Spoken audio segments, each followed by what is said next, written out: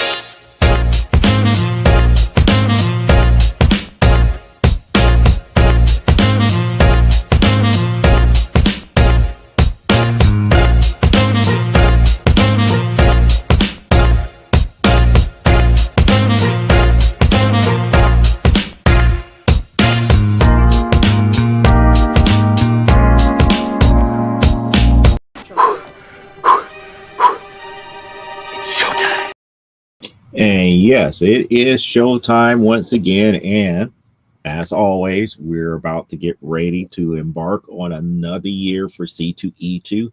Yes, C2E2 is this upcoming week here. So this is the show before, and we're probably going to have a mid-show convention update on next week, and probably a show and review the following week after that here.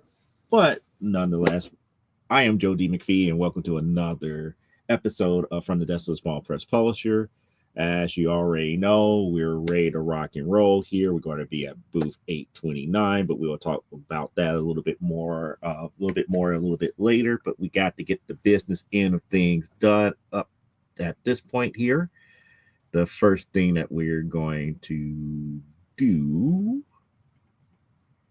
is deal with the business end of things here. As always, Stupid O'Clock is 1 hour into this show. If we go into a second hour, then that is followed up by Last Man Standing, and then you get a little bit of a respite until Monday, where you have Nevermind the Furthermore with Nicholas Tockert. And don't forget about Comic Book Spectrum. Yes, we are going through some changes in Comic Book Spectrum, but yes, I'm going to try to have everything ready to go for this week for 7. There's not a guarantee that we will have a show for 7 o'clock this week because of C2E2, but we're going to try to have it regardless, one way or the other. We're going to try to.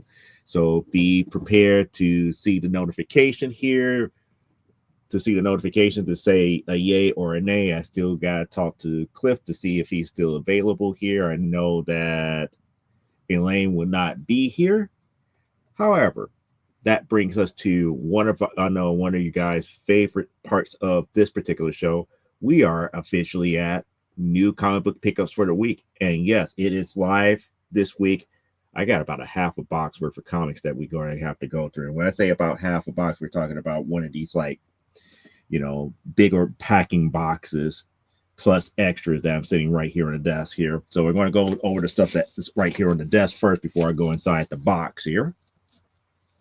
All the stuff that came this week or over this week here. We got a newsstand version of Dakota North #1. And we got people. Yep, there's Tori. Just came in to say hi. I see you, Tori. I see that you're here.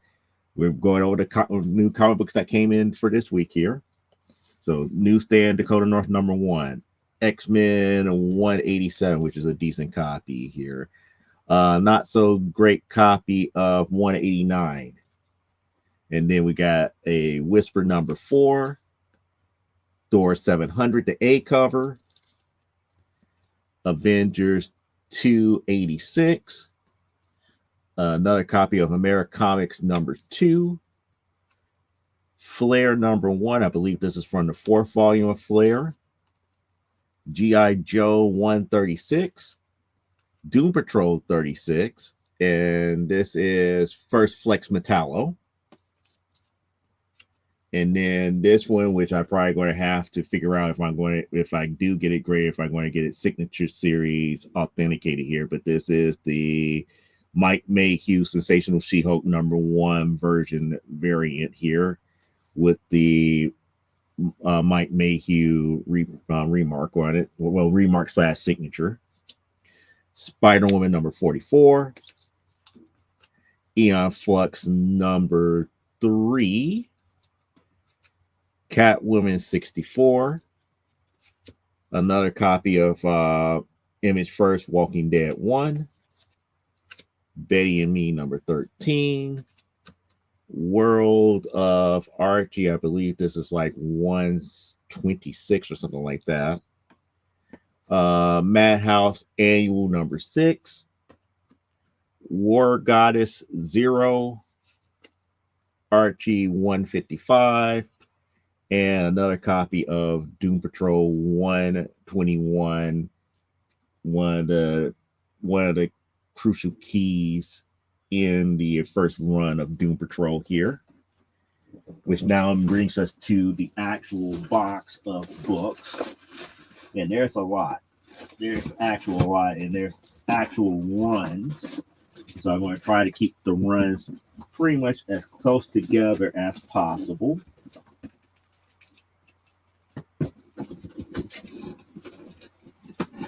And here we go. Yeah, we're going to stop there for the first. Like I said, I got this box is going to run us quite some time here.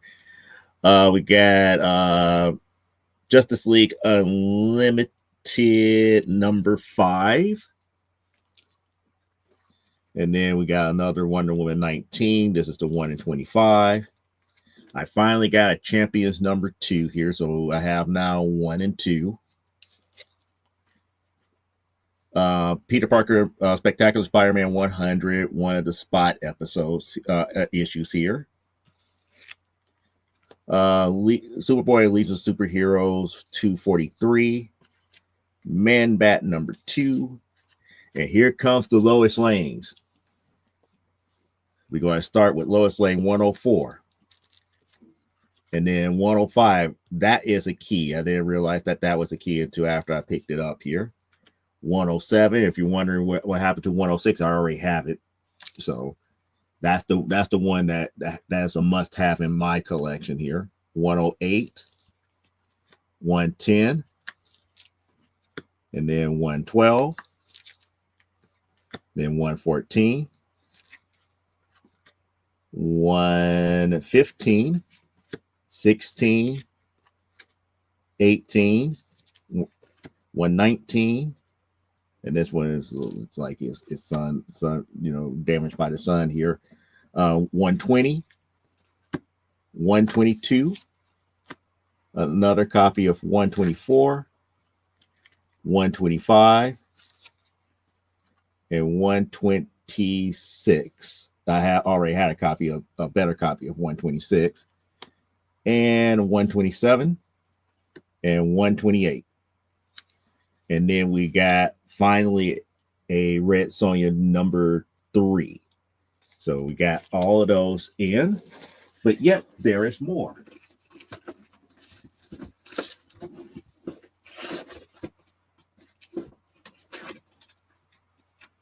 Like I said, trying to keep everything together.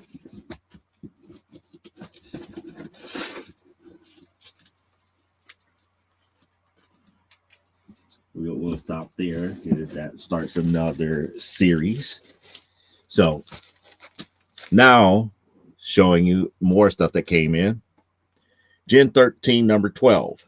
This is from volume 2. 16, 19, 23, 27, 28, 29, 31, 32, another copy of 33, 34. We got two 34s. So we got both renditions of 34, 36, 47, 66. And 71, which brings us to Birds of Prey from volume 1, which is a 41, and a 114. And I believe, no, we got two 114s, by the way. And then we get the Dazzler, which starts at number 19, number 20, 28, 29, 39, and 41, and 42, which is the last issue. And then we got the ever-loving Blue-Eyed Thing issues. I think all of this is still volume 1. So issue 4, 5, 6, 7, 8, 9, 10, 24, and 25. And yet, there is still more in this box.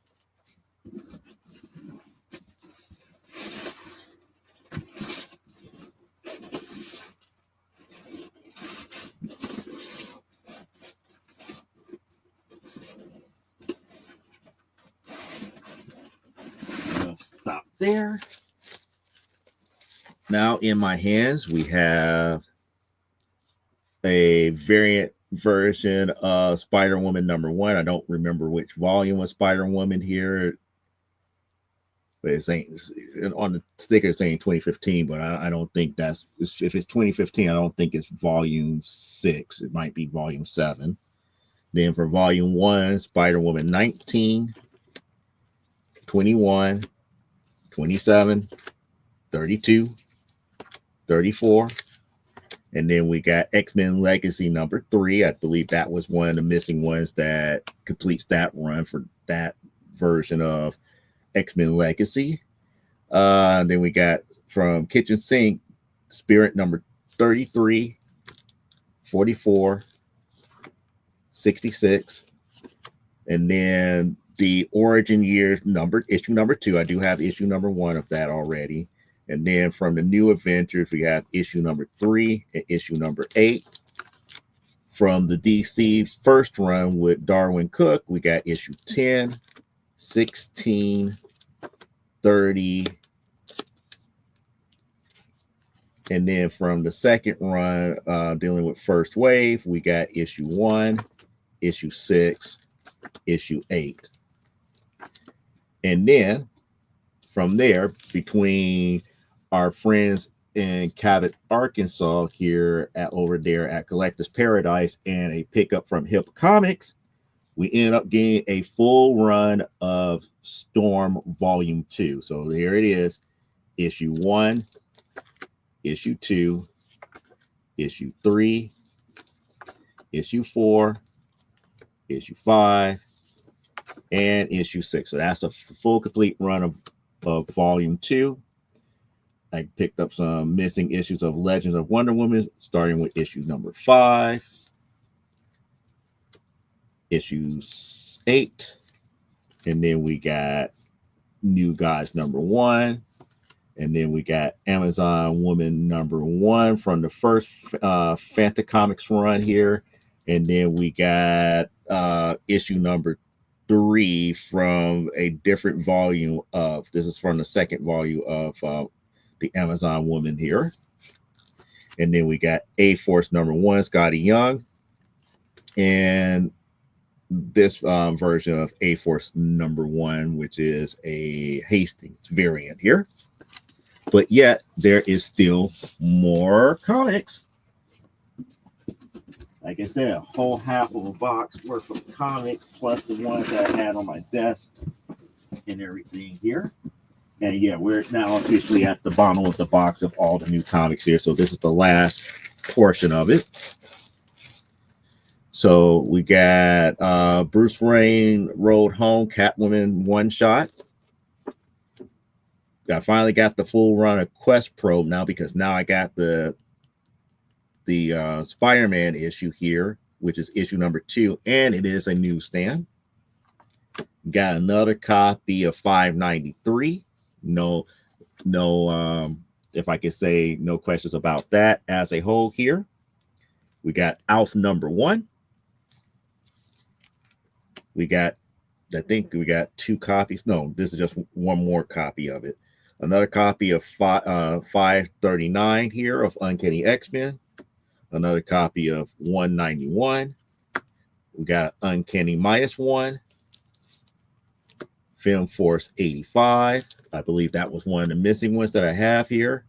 Another copy of Civil War #1. Again, that I like that one only because it's a key issue. Is the actual death, the third death of She-Hulk at that point here. And Elaine is in the house here, so we got the Marvel Collector's Core version of the same issue, the first, the third death of She-Hulk here. I finally completed my Uncanny X-Men First Class run with getting issue #1 here. And like I said, Elaine is in the house here, so she's saying hello to Tori here. And then we got, this is Tigra #3. I still got to find the rest of that run here. We got X Factor 35 here, and X Factor 27 and 24. And this is 250. And I got finally another copy of Eerie 81. And that is old school Warren Magazine publishing of Eerie 81 here. I know I have another copy of it. I think it's probably still in storage. I haven't brought it here to the house here. But that is all the comic books for new comic book pickups for the week here. I'm not certain if there's going to be new comic book pickups next week here because we're at C2E2. It really depends on what is there, what I can pick up that is on the cheaper end, because I think all my higher end books have been purchased already, unless I find like very big good deals on Wonder Woman Volume 1 stuff. And we're talking about low 100s and below. So we're talking about like real serious money, which I don't have as of yet unless we like really sell a lot of books. So, and plus I got more books coming in as we speak too, as far as new comic books are concerned as a whole anyway. Let's see if I can get these to fit. Yeah, they will fit all nicely in the box. Slide that out the way, and we will give this a new bag and board here in a few minutes after the show. But yeah, I think that is for Frazetta. Let me double check here. I think that is for Frazetta. Yep, that is for Frazetta. You are absolutely correct, Mundo. If I could get the glare out, you can see it right there. I'm trying to get it to focus. Come on and focus for me. Focus. But yep, right there it says Frazetta.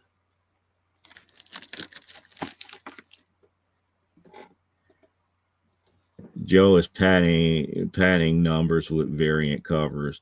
Maybe. Not really. It's just some issues I would do that. Some issues and some titles I would do that, and others I won't.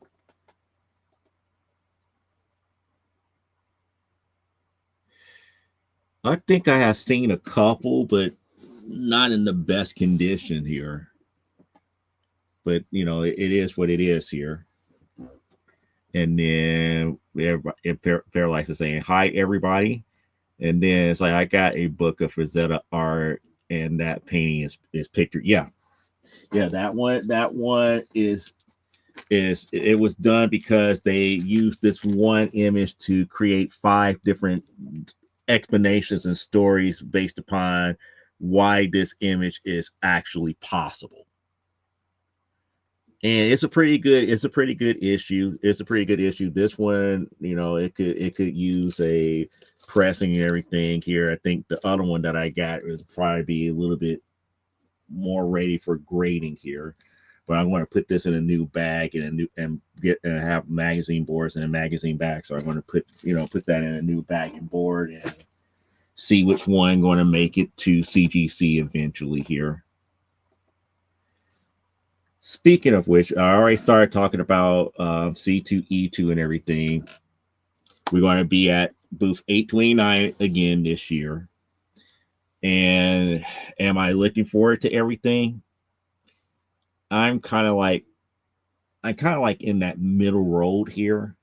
I'm happy because we're going to release issue number 5 of Primetime Saturday night there.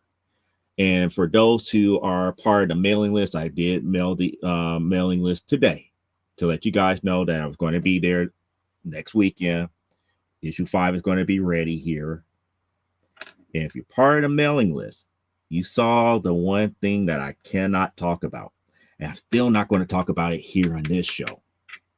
But if you on that mailing list, you saw the special thing that is going to be there, and it's going to be in very limited quantity. It's sitting right over there.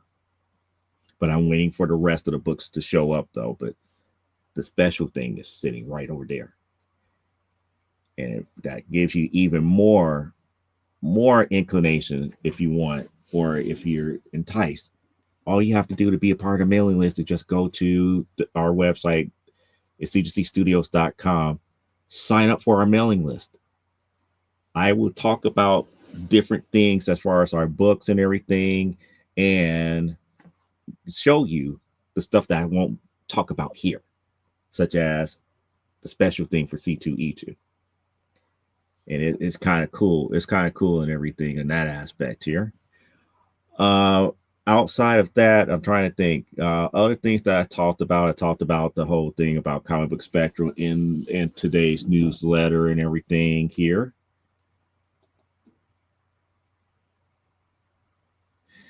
I won't say that here. But like I said, it's like I don't have that anxiety. I probably would have that anxiety once we get, if it gets to like Wednesday or Thursday and they're not here, I would have that type of anxiety, because that throws a little bit of my plans off here. But one of the things that I made mention in the newsletter is the one thing that I'm happy that issue 5 is coming out and being released, because I kept my promise. And I don't know if that random person is going to come back to the booth and keep me at my word, but they wanted a issue where Sage is active in wrestling. I gave it to you. It's out. It's going to be there. It's going to be there. She's on the cover in her newer outfit, by the way. And she has her brand new partner as well. So we got that in the works and ready to go. And like I said, it's like I try my best to keep my word and everything, about as far as if I make a promise, especially when it comes to the actual comics and story, I'm planning to keep it. I really do plan to keep it here. So outside of that here, I've been slowly getting back into my drawing routine. And I had this one, well, some of you probably already know, I bought this one blank cover, it was all dingy and whatever here. And I showed some of you previews of everything dealing with that. I'm up here debating if I color it, should I send it to CGC for grading? But this is what I worked on while I was thinking about different stuff here for C2E2. So yeah, that's good old fashioned Thanos here. But most people may not recognize this character right here.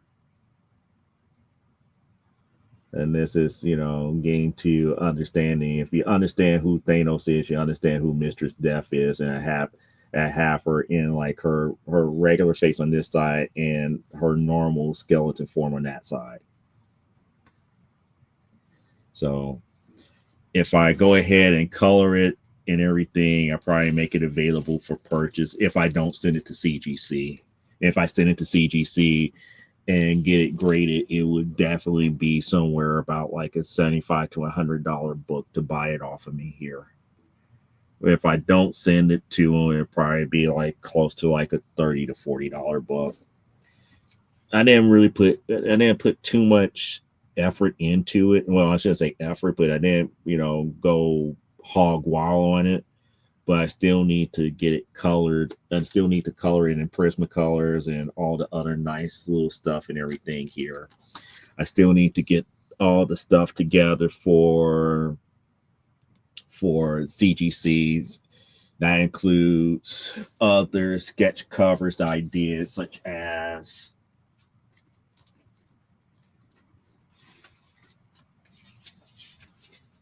so we have the negative my first attempt of a negative cover, and this is for Birds of Prey undercover here. And we did the Powerpuff Girls one, if you remember that one. And then I had another person approach me with some of the other sketch covers that they bought for me, and they want me to go ahead and get those graded and up under signature series for them. So it's a lot of stuff. And then we also got the other stuff too, such as the Lois Lane 106 and all the other books that we've been showing here. Yeah, I thought you guys saw the finalized version of that. That is Bliss from the Powerpuff Girls. That's my favorite one. That's my favorite one out of Powerpuff Girls is Bliss. And for those who don't know who Bliss is the very first Powerpuff Girl. If you watch the last movie that they came out, because before there was Blossoms, Bubbles, and Buttercup, there was Bliss, and Bliss was unstable. At least that's what they was saying. At least that's what they originally wrote her as. It's like her powers was unstable, and she kind of left. She kind of left before she actually gained control of her powers and everything. And Utonium never mentioned about Bliss until out of nowhere. It was a whole big thing with them and Mojo Jojo, and there's up there saying no, there was another one before you, because before even Mojo Jojo became Mojo Jojo, Bliss was there. Bliss was the initial test of Chemical X with all the other stuff here, but Utonium never figured out how to make it stable. So Bliss is somewhere about, I would say, maybe 8 to 9 years older than the other girls. The other girls are like in kindergarten, somewhere between like 5 and 6. Bliss is somewhere between like 12 or 13 in continuity. So, yep. But she's kind of like one of the newer characters that they added on to the lore of the Powerpuff Girls, and I finally finished it up here. Why? Because I was able to get an actual white acrylic markers now, because again, they don't make regular white markers, so I have to go the acrylic route to at least have something that if it's on off color, like how this Halloween cover is. This Halloween cover, I think it's like a pinkish orange, and that's how I got the actual white to kind of like pop out a little bit more, because it's not the same color here. And the same thing with the eyes on this color here, because it is a yellow background cover. I had to, at first I thought, I got white color pencils, let me go do it with white color pencils. Bad idea. It's not bright, it doesn't pop. So I have to go with the acrylic color pencil aspect of it. Well, yeah, kind of, sort of. You could that's the equivalent. That's a good equivalent that you could say. She is the Isaiah Bradley of the Powerpuff Girls, but she didn't get to go to jail. She was out there on the moon. She became kind of like an astronaut and was out there in space, doing all good and everything to that magnitude.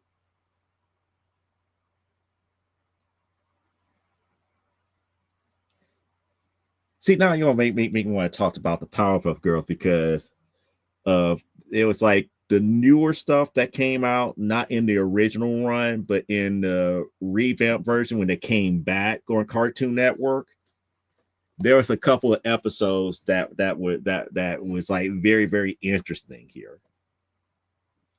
We know that the Powerpuff Girls is truly set in it's really Townsville is really set in Japan. And the reason why we know that is that Townsville is really set somewhere in Japan is because they have Monster Island. So there's Monster Island that is there in the Powerpuff Girls universe that is very, very close by. And they did a story dealing with Miss King, the kindergarten teacher.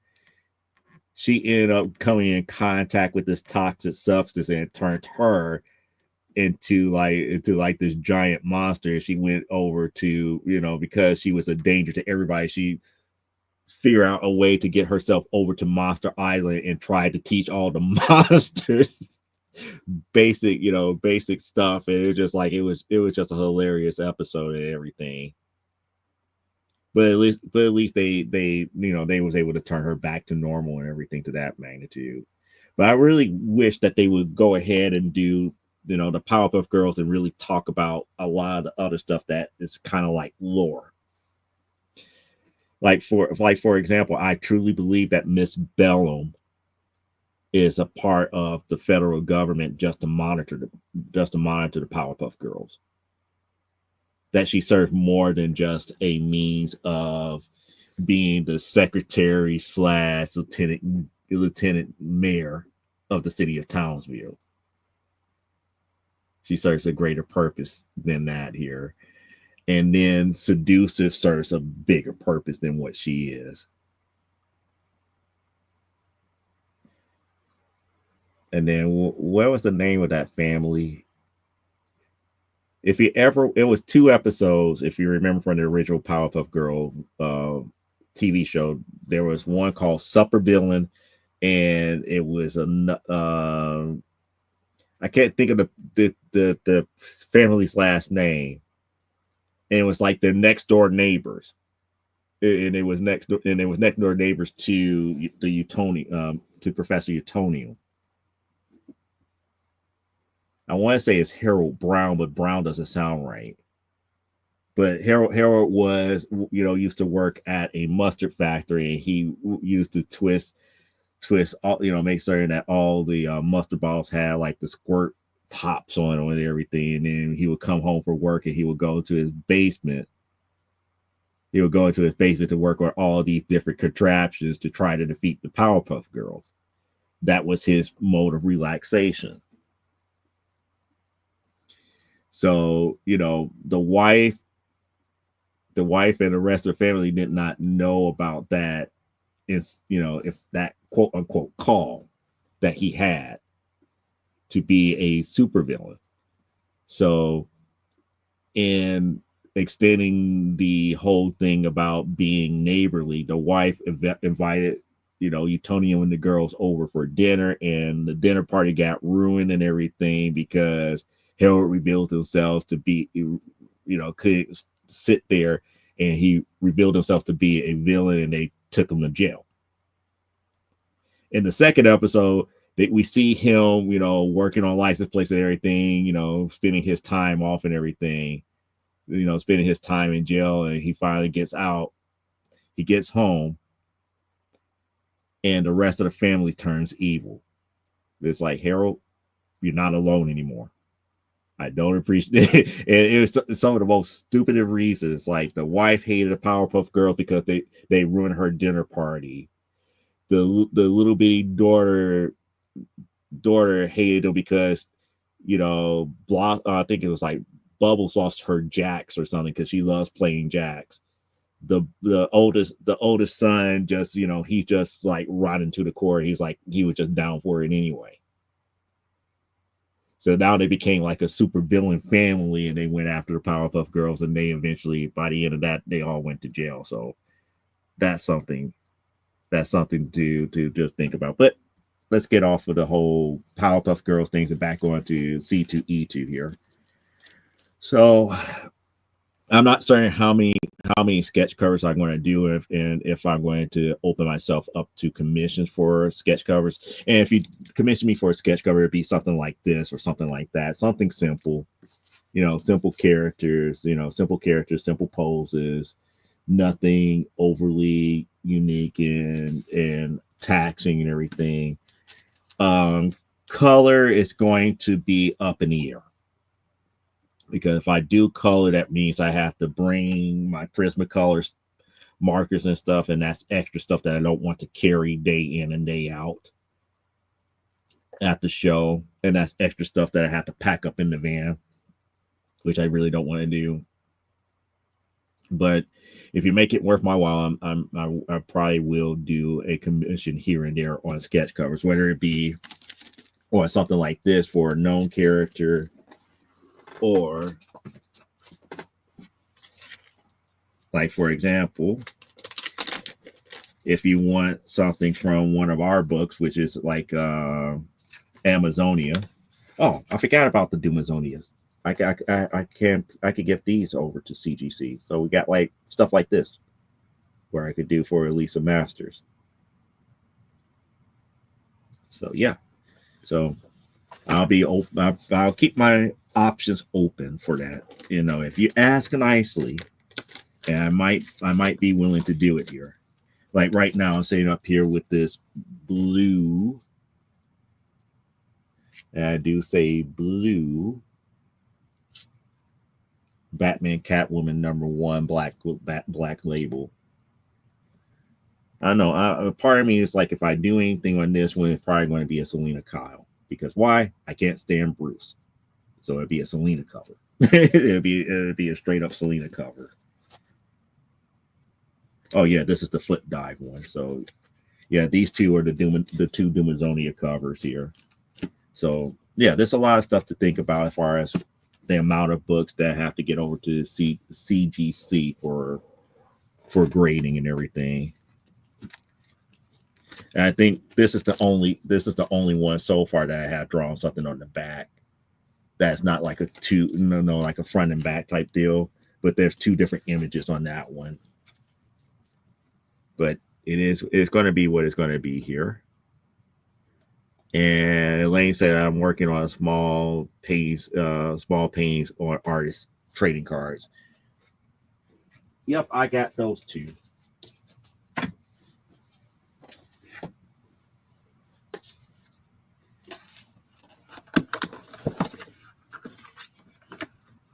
Yeah, these are the printed ones.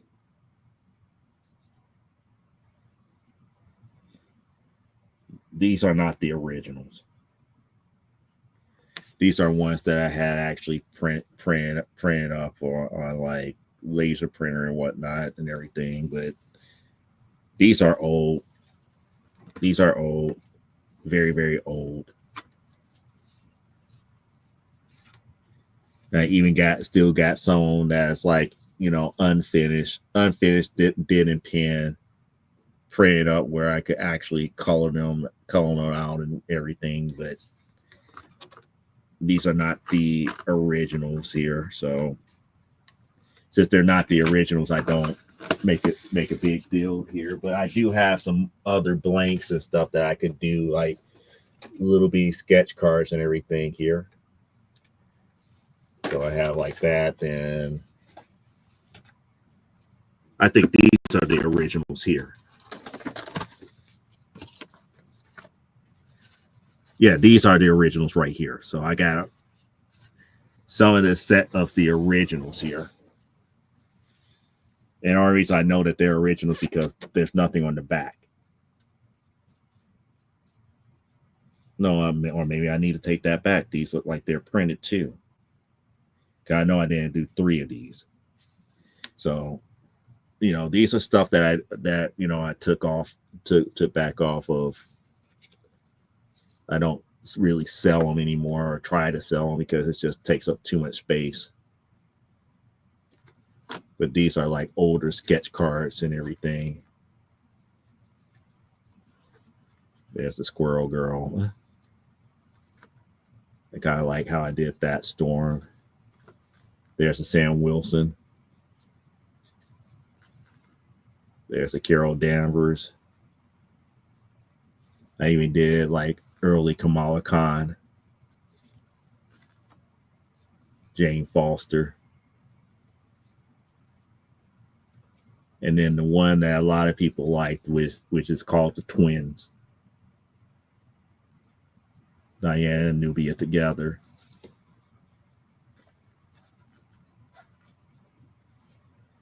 I don't use other people's Prismacolor markers. That's just a thing, you know. Artist knows his tools. The artist knows his tools. I know what colors I have. I know what I could get away with, where I could actually blend together to make colors that I need and everything. So if I bring my Prismacolors, I bring my Prismacolors. If I don't, then I have to think about what else I could do here as far as that. But I know I have some more sketch card type stuff lying around, but if worst comes to worst, like I said, if people are willing to commission in the same container,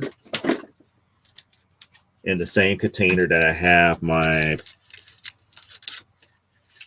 I still got, you know, other sequential sketch card type stuff up in here. But that was kind of like one of the things that I used to do when I was doing like the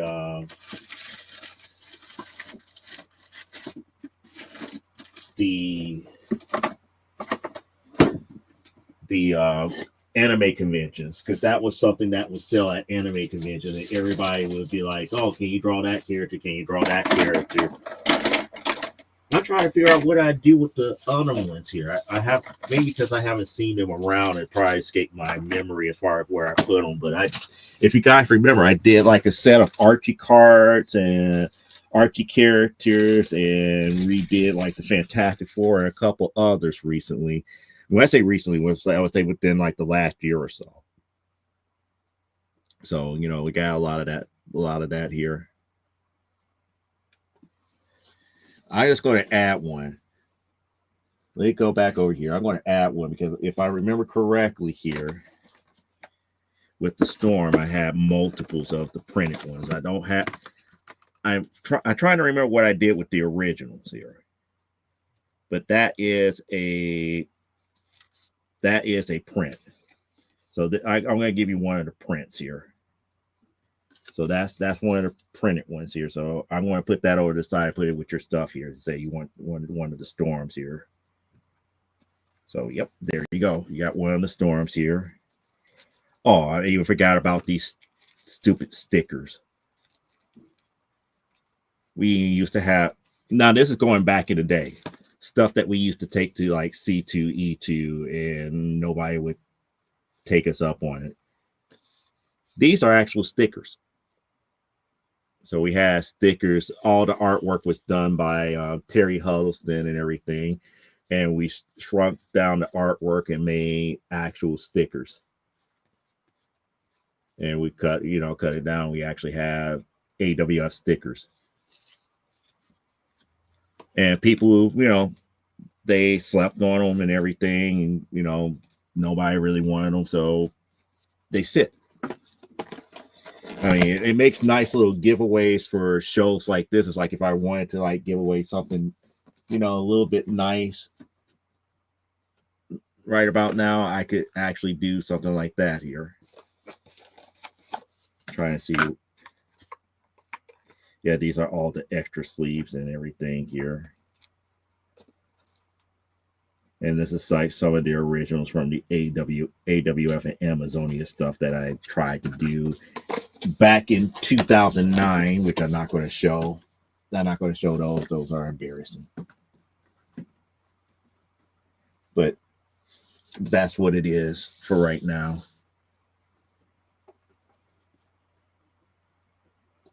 No, it's not about, whether or not being helpful or anything. It's just I'm just used to what I have.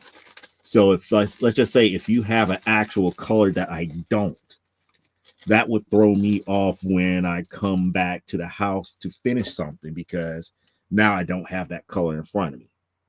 I don't have that particular marker in front of me. So it's just for me, for my mental sake, because I kind of like OCD like that when it comes to actually doing work. It's like if I don't have it, I would just not, just it comes to a screeching halt. So that's kind of like one of the things that I just, it's like, I'm not saying no, don't bring it, but it's like if you're going to have it there, that's fine. But I'd rather be able to work from my own set because of the way that I work art wise. But now, since I don't know, you guys are making me think about what happened to those stupid cards here. But like I said, I could do sketch cards. I could do, as long as I have them available, I can still do sketch cards and everything. But I would definitely have all my sketch covers there.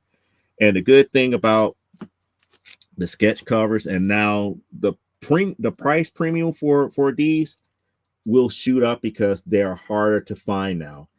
It used to be when they used to do blanks, you used to be able to get blanks for just about cover price. Now you can't. All these blank covers, so comic book stores are charging premiums now, so that means I have to charge a premium back. And then now I have sketch covers that you can't get anymore, such as like if you wanted like a Thor #1 where Jane Foster first, Jane Foster becomes Thor, where she is shown, the start of Jane Foster's run as Thor. I still got about 5 or 6 of them. And if I do a Thor commission on one of them, I will have to charge a premium because of the simple fact that that sketch cover is not as replaceable. And when I say charge a premium, we're automatically talking about somewhere about $40 before we even talk about what character is on there. And that's kind of like the messed up thing about, as I call it, speculation and inflation of certain books. It's not me charging the rate for just the drawing. Is more along the lines, I am actually doing it on a book that is valuable. Like I still got some blank She-Hulk ones, some blank, as like a whole different gamut of blanks from like Black Panther one, Worlds of Wakanda #1, Flash. I forgot what issues of Flash, issues of all these different Marvel issues. I even got Spider-Man issues that you can't get anymore in the early blanks, and even like Wonder Woman's that you can't get, from like the not the Dobson run, the one before New 52. And I even got the blank for New 52. And I even still got, free 24-hour comic book day Wonder Woman blanks. And those are getting harder and harder to find. But, with all of those types of books available for me to do sketches, like even with this one would be at a premium because they're hard to come by now. So, just making people aware of it. It's just like, it's not, I used to be able to get away with charging people like, oh, you want me to do a quick little sketch cover here? Just give me $25.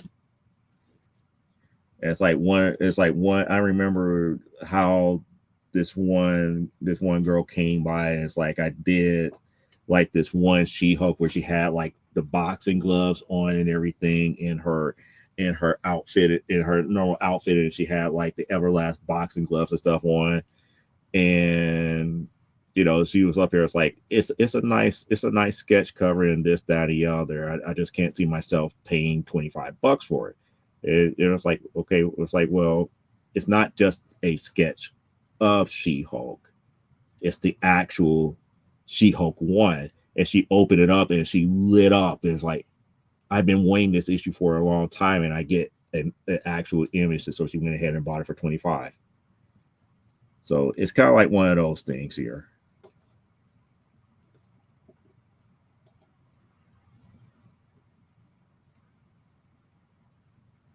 Yes,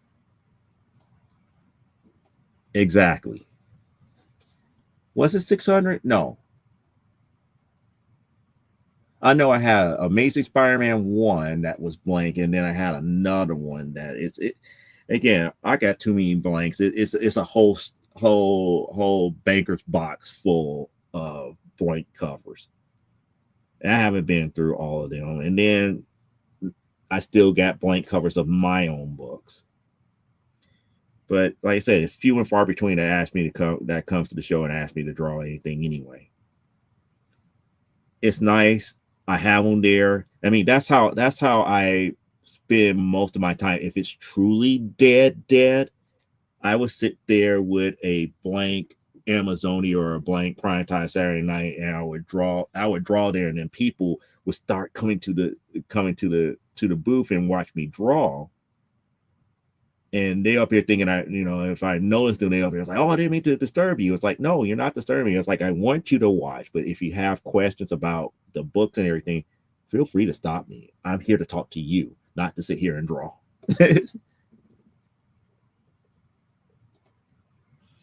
Yeah, they did random blankness in that DC area. Yep. They did a Supergirl 3 blank but in normal.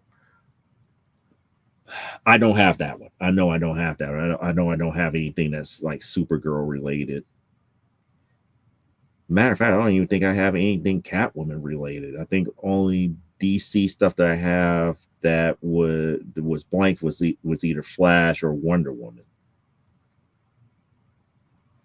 Yeah, I know I was collecting those Wonder Womans left and right because I was like I always wanted to keep drawing those, and now since we have Yara Fleur that's out now, we got a resurgence of Nubia, and then Diana. Now we got the Ultimates version, well, not Ultimates, Absolute version. There's a lot of stuff that happens and everything to that magnitude. So yeah, and besides, those issues are few and far between now. Speaking of, well, yeah, like I'm not trying to draw anything on the George Perez from the Wonder Woman 1 as of right now. I'm not trying to do that blank cover, but I got other Wonder Woman 1s. I got the what was like 32, the 32. I want to say it had to be like I think it's Dobson run because it's not New 52. And I know New 52 had a blank cover somewhere around like issue 24, 34, 32 or something like that. I have a few of those. But it'd be nice. I don't want to get bogged down by commissions and everything, but the whole fact of the matter is that we're there to get the word out. We're here to get the word out about Elaine's book. We're up here trying to get people to buy into the stories that we created here. Now, I find it more or less of an honor to have Elaine there because, again, Elaine, don't have to be at the booth here, but she's doing her work, and she's going to town, getting her publication up and going up on the lens cap, and it's the least I can do here. But it's just like one of those things when you find the right people that you can team up with, it's a blessing. It really is. It really is in a nutshell. And come to think of it, you know, maybe that should be the topic for tonight. A lot of these, I don't think too many people talk about convention do's and don'ts here, at least not to the degree that I can go into it without having to go into a rant or anything to that magnitude. Like, for example, try something new. That's my one thing.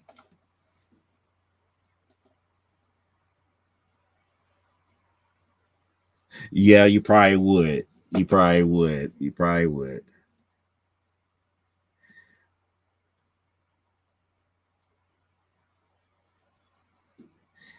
You want to know what I thought? What I thought about? Yeah, the other day, and the other day I was sitting here. I was thinking about it's like this is kind of messed up because it's like at a convention, and I'm sitting here watching the Harley Quinn animated series. It's like, you know what? This is really messed up because at the last couple of shows, you know, the three of us together, it was equivalent to Harley, Ivy, and Kite Man. It was just like that messed up. It was just that messed up. It's like hilarious, but it's fun. It is fun nonetheless. And yeah, and I know how Parallax asked that one question, and I was like, "You're not going to get me in trouble."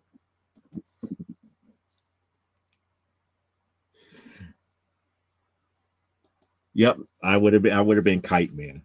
I would have been Kite Man because I was the one that made certain that the booth was there, provide made certain that the electricity was there, everybody's phones and stuff could get charged, everything. It was stuff like that. But it was like, but Elaine and dang it, why is her name Courtney? Elaine and Courtney, they were Ivy and Harley. And surprisingly enough, out of the two, Elaine would actually be Ivy and not um and not Harley. Courtney was actually Harley, which is scary.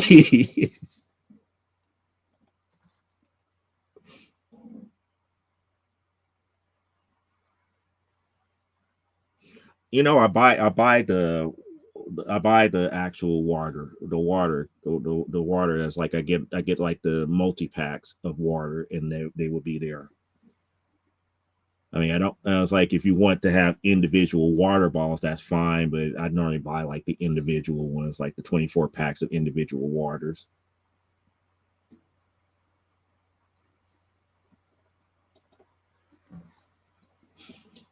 Yep. See, Parallax would get me in trouble. Parallax would get me in trouble. She would be like, you know how to get people to your booth? Like those 24 packs of water, sell those for $5 a pop. Sell those for $5 a pop. It's like I have to have a special license. It's like, you know, get like the cheapest bottles of like Shasta soda and whatnot. Sell those for $5 a pop at the booth. I was like, I have to have a license to do that. I don't have that.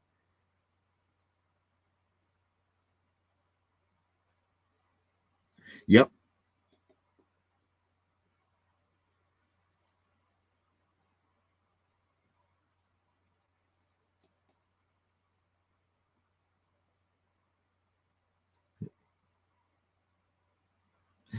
Spend $10 free water. Spend $10 get a free water bottle. I mean, that's just like, okay, it's like, what if I buy like, a bucket of honey wings? It's like spend $25, get 6 honey wings for free. Free sign water bottle. Oh boy. But that's the whole thing. It's like conventions are set up. It's like those food vendors, they make money hand over fist here. And if they do have, that's the other thing. I don't think that soda company is going to be back this year either. Yeah, it's like one of our local grocery stores. You could buy like a bucket of honey wings for like 15 to $20. So she's like, give me. See, Parallax at a show is like, if you do something like that, she will be doing something like those old Ronco record commercials. It's like, yeah, it's a bucket of honey wings. It's like, no, my brother, you have to get your own. That's how she would be with those honey wings. It's like you buy her for the whole booth. It's like you get like two bites. Like, no, my brother, this you have to get your own. $65 or more commission, 3 weeks, and a bottle of water side.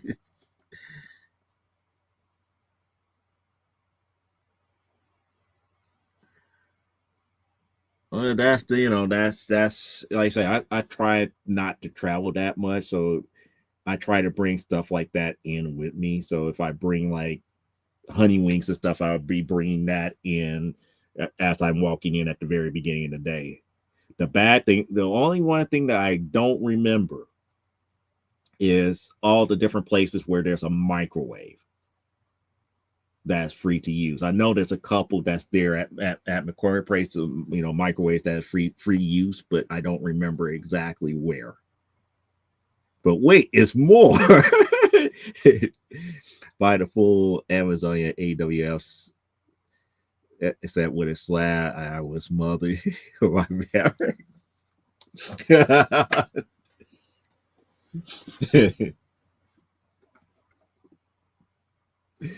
Oh boy, Ronco Records. Those I remember those days. Is that free to rock, man? Yeah, man. We'll turn it up, man. Oh boy. You remember those commercials, Elaine? Those late night Rocco record commercials.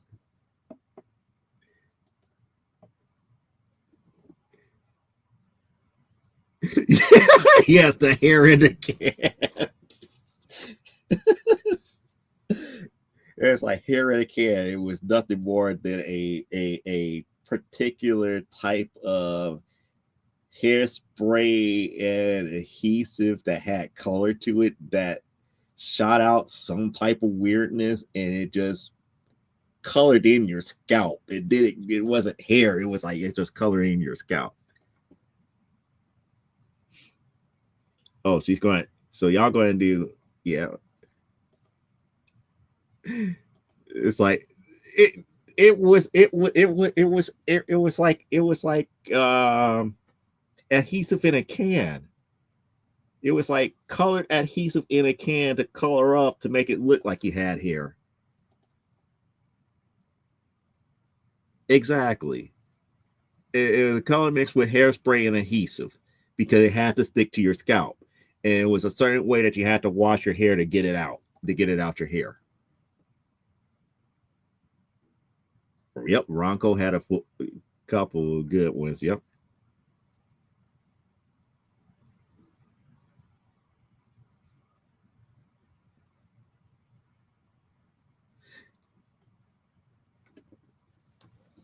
Oh, what was the other one? The suck you cut, the vacuum hair cutting device. And they actually tried to test that on our Channel 9 morning news, and it's like that's the some people say it works, but that machine is too dangerous to use.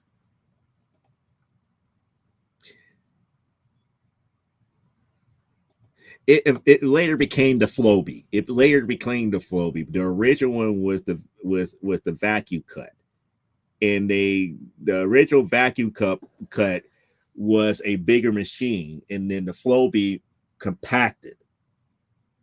Those things are still too dangerous to try to cut hair. They're still too dangerous because again, not everybody's hair is straight. You have to have the straightest hair to really use a Floby. If you have any type of tangle, any type of curl, that thing is going to eat up your hair, go directly to your scalp, and you're not going to look that. Yeah, it was. It was. It did. It worked on it worked on paper. So did the vacuum cut. The vacuum cut works on paper, but people's hair texture are not all the same, and that's what they didn't count on.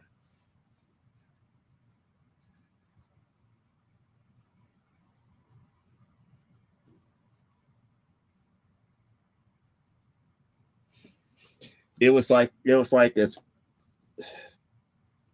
the attachment was smaller because the original vacuum cut, it had that long extension. So it was retrofitted for those who had like the canister vacuum cleaners. And if you didn't have like a long enough extension cord and everything, it had like this one extension, and it you know, you could, you know, it had that whole thing where it's like you were not bound by the length of the cord of your canister vacuum cleaner. The Flowbee fit any standard vacuum cleaner, including uprights, because it had like the upright attachment to it. So that's why I said those two things were a little bit different. The Flowbee actually, you know, was like, it didn't matter if you had a canister or upright or even like a mini vac. It had an attachment that would connect to it, and the invention, the way that works, is like the suction from the vacuum cleaner would turn the gears and wheels that governs the blade, and as it sucks your hair up, it will start chopping your hair.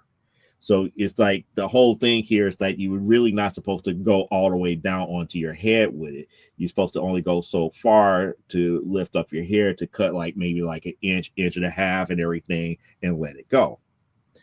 So a Flowbee or my hair would not work because you will have to press down on it.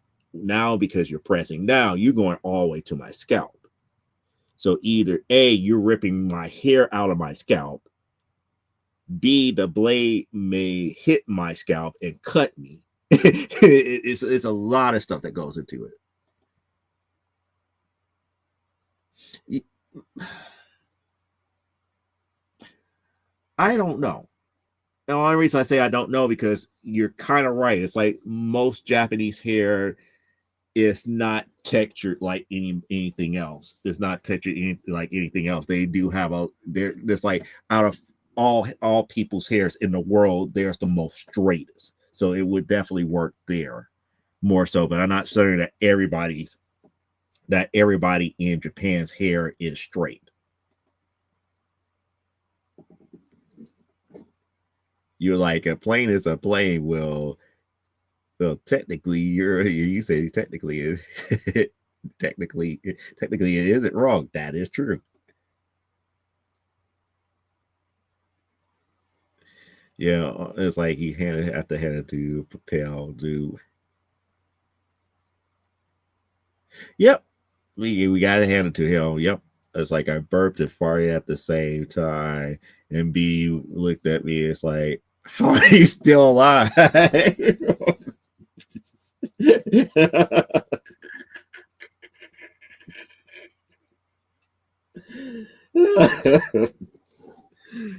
The body does the strangest things, and you don't kerplode. Set it and forget it. Oh boy. Old school TV commercials. I wonder what's going on with the video professor right now. And if you don't remember, the video professor is the one that I forgot the guy's name, but he would come on talking about, he got these CDs and DVDs that would teach you how to use a computer. And at the very end, it's like, I'm so confident about this product that I'm willing to give it to you for the low price of this, that, or the other. And it's a money back guarantee. So please try my product. I could really use, he used to say, oh, here. Like, no. And then Matthew Lesko, if you remember, you could get free money from the government. Now, those books are real. The contents of those books are very real. Problem with them is that, exactly, Matthew Lesko, you call it Riddler suit, but it was like the suit that had all nothing but money. Instead of question marks, it was money. Well, actually, it was money in question marks. Yeah, but Matthew Lesko, it's like all of his books, what they really are is a book that lists all these different grants and loan opportunities that were from the federal government. The thing about it is you must meet those requirements. And if you do meet those requirements, you must adhere to those to those grants, or else you have to pay the money back. And that was one of the things that a lot of people did not realize when they got those books, because they was applying for all these different grants and everything, and they were getting this money, and next thing you know, it's like, well, did you fulfill your end? And some people didn't, and they had to give the money back. And in a way, he got in trouble with the federal government, not because he was giving the information away and making money off of it, but the instructions in the book really did not state that there's certain guidelines that must be adhered to. So if you do come across those, how to get free money from the government, get those books and make certain that you get, stay up to date with them, because those programs are real. He wasn't lying about those.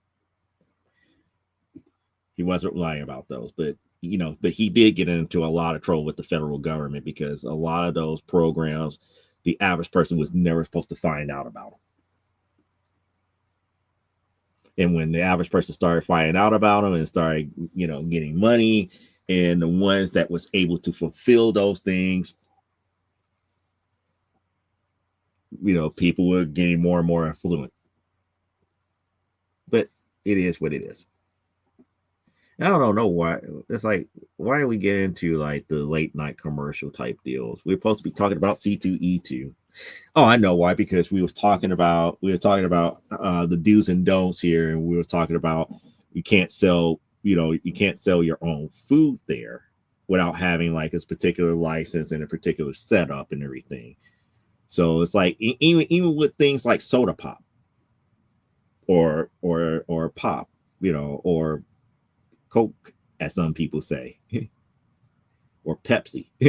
you just can't do it at a booth without having the setup or the permission to do so. It's kind of like one of those things. So it's like the food vendors come in, they have to have a particular license to sell their food and everything. It's just not something that you could come in and everything. Reminds me of those guys in the 90s and early 2000s where the folks were selling info on setting up a corporation and then buying a house, a car, and stuff. Yeah. Oh, even worse. And I know I had a friend at work that bought into one of these packages here. You remember there was a commercial out there that talked about you could buy all of this real estate with no money down.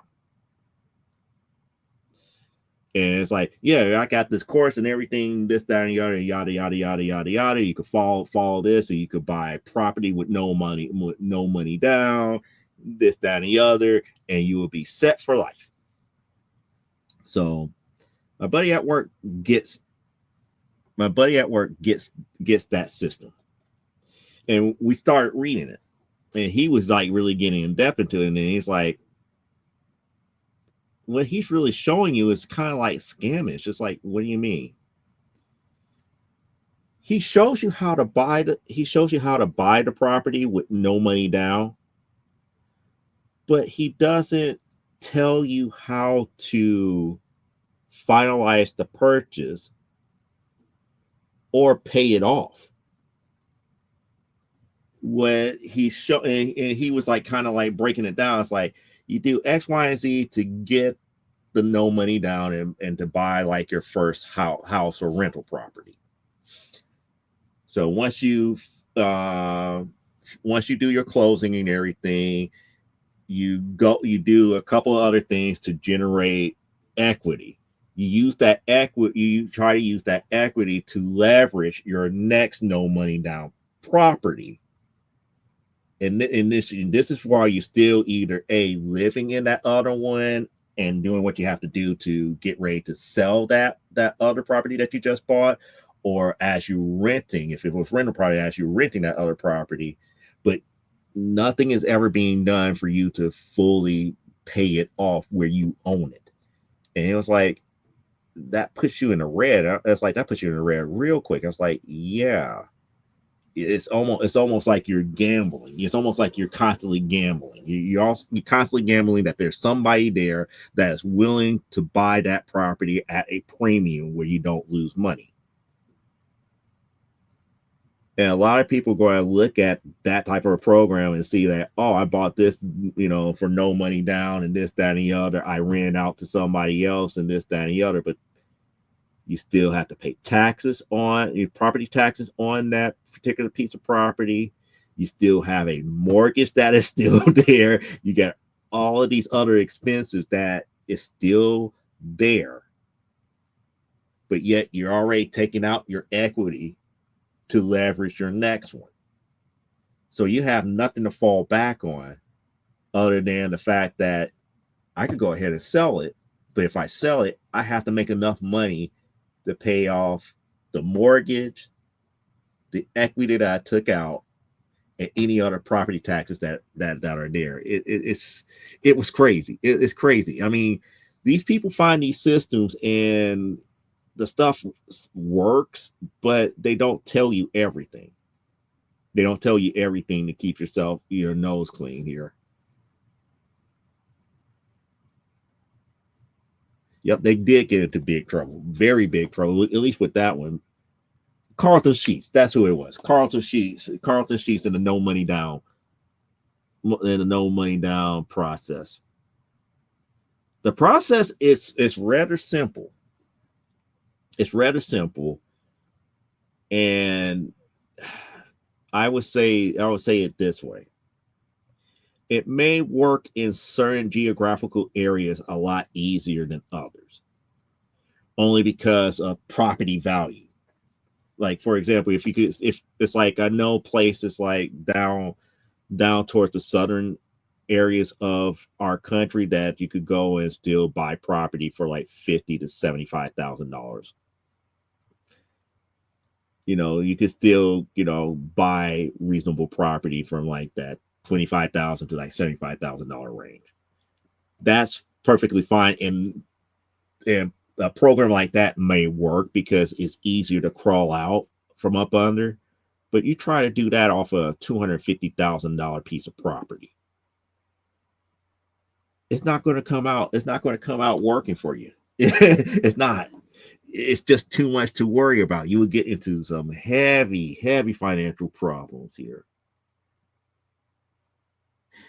Yeah, I think they did.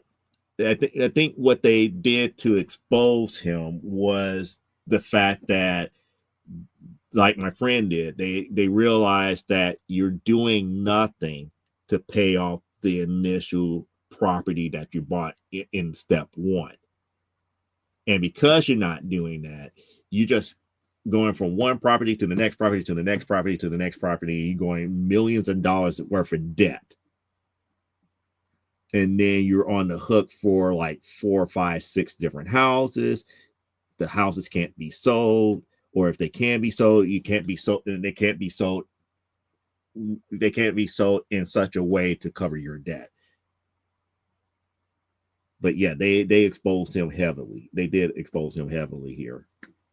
But we're going through all this just to say some of the do's and don'ts are just that way. It's a slippery slope. That's the reason why you just don't do it. You don't go in, selling like pops and stuff like that at your own booth, to try to, make some subsidized money and everything. And one of the other things that I'm glad that they cracked down on, they used to have exhibitors that will go in and buy like, 4 or 5 extra exhibitors badges, and the exhibitors would actually sell them at like $200 and $300 a pop. Shows like Repop has now started cracking down on it, and if you get caught doing that, you are no longer welcome. I mean, literally no longer welcome here. Yep, it is Saturday.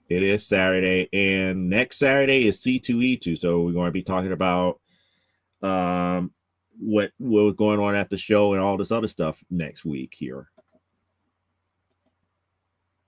Yep, there's Aaron. But it's kind of like one of those things. It's like, even though we're talking about, the late night commercials of the past and some of the things that were good and bad and everything, it still falls to what we were talking about here as far as the do's and don'ts at Comic Cons here.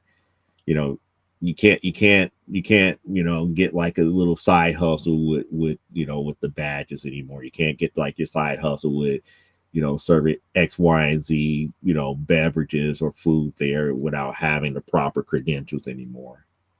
Now, what I find interesting here, if you go and this is just from my experience here. Now, to follow something that Parallax was saying here, it's nothing stopping you to get a temporary permit to have like your food truck pull up in front of one of those places and you sell that way. Heck, get your permit and have like one of those rolly carts sell ice cream bars and sodas and stuff out of that. You want to know why? Because you could technically wheel that into the actual convention center. As long as you have the right permits and everything, there's nothing that they can do to stop you.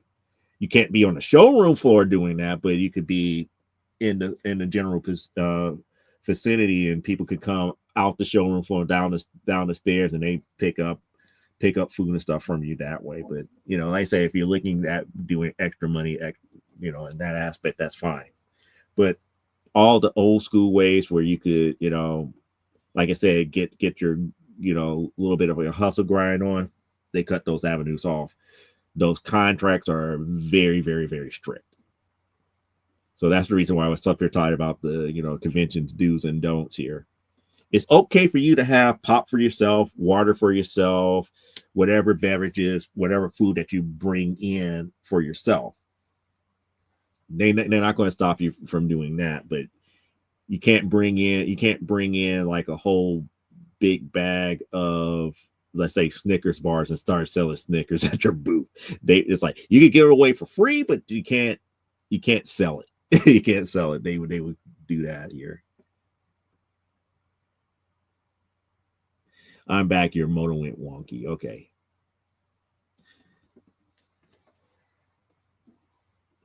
But those are kind of like some of the do's and don'ts that kind of drives me up the wall here. But I understand why. Oh, another don't. Don't always try to haggle with creative owned stuff. Because if you were going to buy it, you will buy it at the price that is stated here. We're going, if we feel that we need to cut you a deal, we'll cut you a deal. But there's no need to haggle. Save the haggling for the actual booths where you gain stuff at retail. Now, the only thing that I could justify with haggling at a creator-owned booth or artist alley is when you're dealing with commissions. I get that, but if you come up here and it's like, hey, I want issues 2, 3, 4, and 5, be ready to pay the price for issues 2, 3, 4, and 5. We don't have that much wiggle room. And normally, if you're buying that much, we're going to try to give you a better deal than what's on the cover, what we normally would advertise and everything here. Yeah, like I say, free candy. Yeah, free candy is free candy. That's pretty much it. I always try to say, hey, I was wondering how much it would be to have my bookie signed. Oh, normally, and this is another thing. See, now you're about to get me to rant. Don't haggle the creator. Come on. Yep. Some people would do that. But I'm not going to rant, but do have to say this here. I don't care how famous you are. I don't care how likely the book is going to go out there to eBay and somebody's going to try to sell it. The simple fact that a person wants you to come up there to sign the book here, that's still an honor and a privilege that they recognize your talent here. And if it was rampant, guess what? That's an avenue for you to come up in there with already pre-signed books, already signed, graded, and everything. Sell that as at a premium, and then that way it curtails a lot of that type of stuff, because they're trying to get their book signed to sell it, make them buy a graded one, and then they can sell that on eBay. You're making your money off of it anyway. You should see that signature to that book that they bring in off of their own Steam as a badge of honor. Stop thinking about the negative. It's like, oh, they're about to put this on eBay and make three times as much money. So off of that book, it's like you already made your money. They appreciate the fact that you did the book. Sign the damn thing already. You don't have to charge $20, $30, $100, $150, $200 for a signature. That's just you being just as greedy as they are. But that's just me. That's just me here. 93% of the time they are like, oh, sign ours free. Yeah. They always like have one or two books I come with a short. And there's people that would come with a short box. And at that point, that's where you have to have those right type of handlers and everything. It's like, they would say, no, we gotta limit this to only 5. Or like 5 a day. Or like 5 a day or 10 a day. So if you have like a short box, you're like, guess what? Just pick out which ones that you really need to get signed. And then on top of that, if you do have a short box and you came over there with a CGC witness or a CBCS witness, yeah, I would take the time to sign it. But I also would look at you kind of cross-eyed, because now you're taking me away from meeting with other people who might actually want to buy books from me, who also may want to get their book signed by me. But that's a whole nother can of worms here. But the thing about it is, like, the average convention goer shouldn't be selfish. That's the major thing here. Yeah, you might have a short box worth of comics for one artist to sign, but be cognizant. Just get the ones that you really want signed, sign, and keep pushing. But again, being in this day and age where everybody is a quote unquote comic book investors, and I need to get it signed for I could get top dollar for my book before I could flip it. Just be careful, because a lot of times you're going to get caught with going to get caught up with some of those books, and they're just going to sit. So if you're going to get it signed because you appreciate what the creator or artist did, and be willing to sit on those books and hold it in your own personal collection here. That's the key thing here. Yeah, it's like I have seen some creators that are like 2 are for free, the 3 or more we ask for a contribution of X to XXXX, and they have a little bitty canner box for something like or St. Jude's. That's perfectly fine. That's perfectly fine for that, but even with that, it's just like the whole point of Comic Book Defense Fund, when they do their signings, that's what's the whole purpose of that. So if you're not in partnership with them, it defeats the purpose. But I get why they do it. How about 2 for $5? Remember those days? Yeah, I do.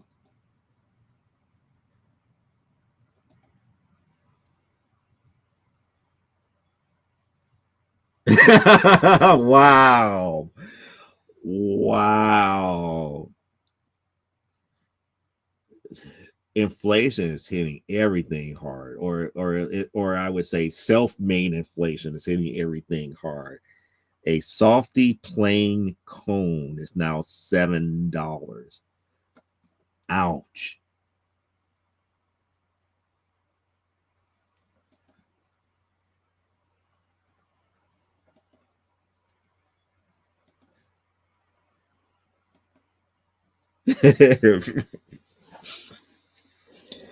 That's inflation. That's inflation for you. I mean, it's bad enough and I'm not saying if you still got Baskin and Robbins there. It's bad enough when you go into a Baskin and Robbins and try to get either a one scoop cone or a one scoop sundae, and you're paying more close to $10 for it. It's just that bad.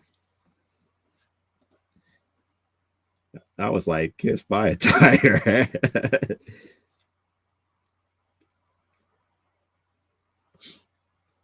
Oh no, that's not a it's not something bad. It's just I scraped my knuckle up in here. It was bleeding, so this band-aid will be off by like tomorrow or Monday. Yeah, basket rounds are always pricey, but it was higher quality stuff, and now it's like it's not even like the best quality stuff anymore, and they still charging you an arm and a leg. That's like a two scoops Sunday now is somewhere close to like $14. I'm like, we used to be able to get that for like $5. A one scoop cone was like a barely like $1.50. But yeah, a softy cone for $7. It's like, what in the world? It's like soft serve is not that expensive to maintain and keep. Why the $7?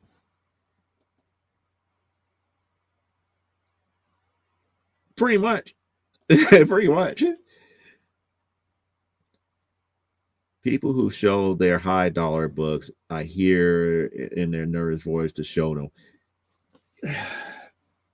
See, that's the thing. High dollar books at a convention should not be a if I could say a norm. If you have them there for a display, you have a very secure display. Most showroom floors have security there. So you're going to be pretty secure. Plus, 9 times out of 10, you also have insurance from the show itself, your own insurance that's on there because you're doing a traveling sale. You have insurance for any type of loss or damage during, traveling from show to show to show to show. So there's a lot of over overriding things to make you feel more at ease.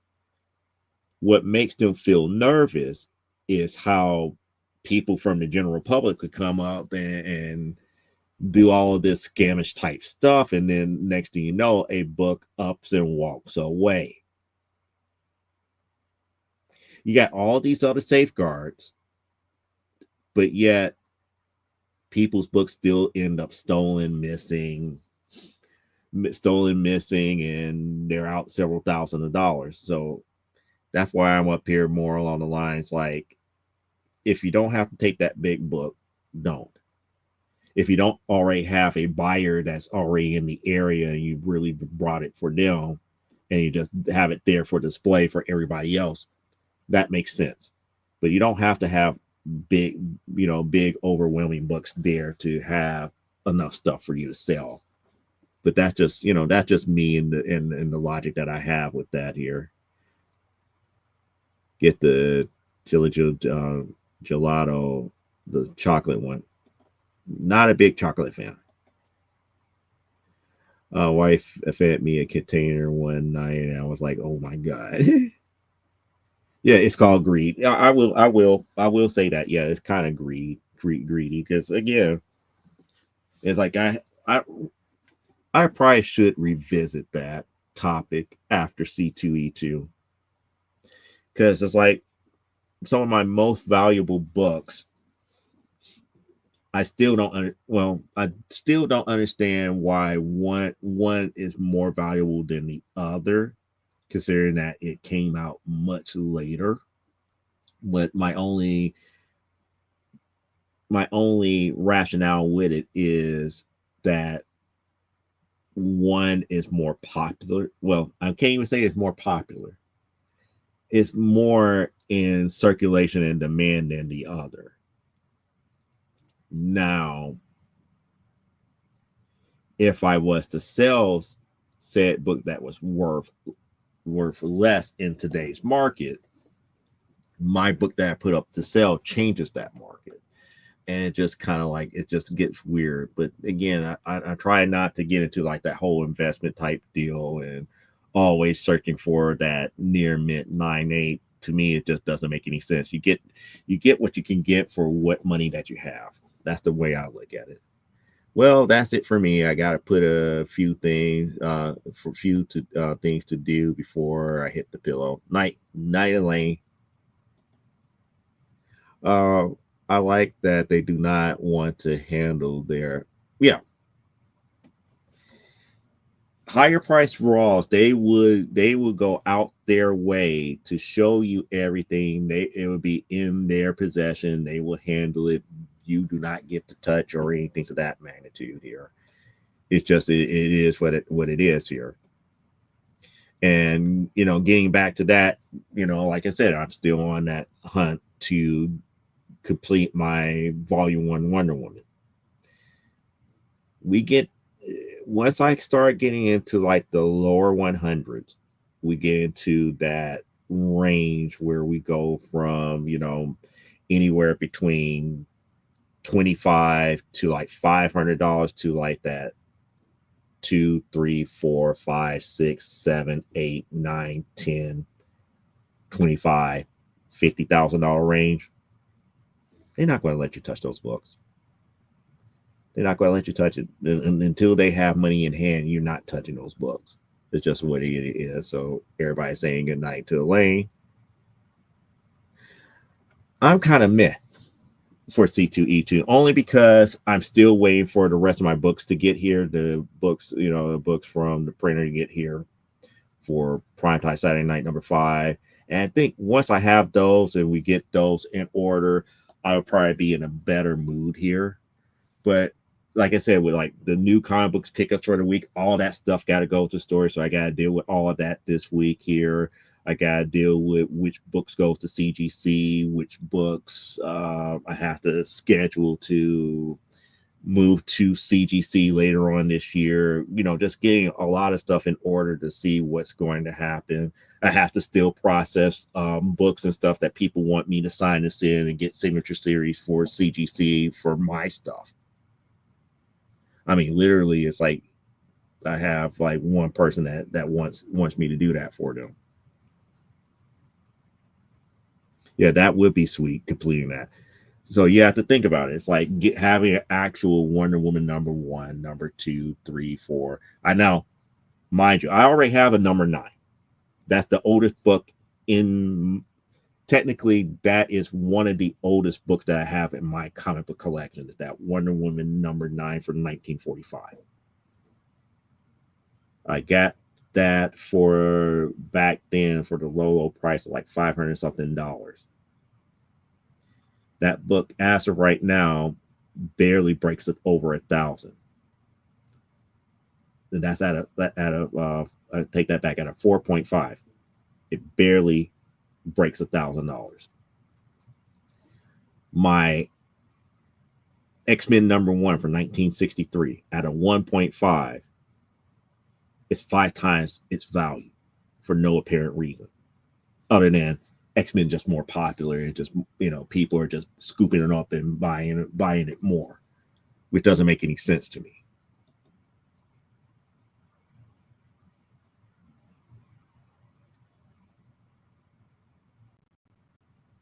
Oh shucks, you don't get all of your books. Yeah. You haven't seen it. You haven't seen it, Aaron. You haven't seen any of my shows where I showed it here. Okay, stream. We're going to have to put this on pause for real quick because Aaron has not seen old Wonder Woman books that I have here. So we're going to put everything on pause because we have to get Aaron up to speed here.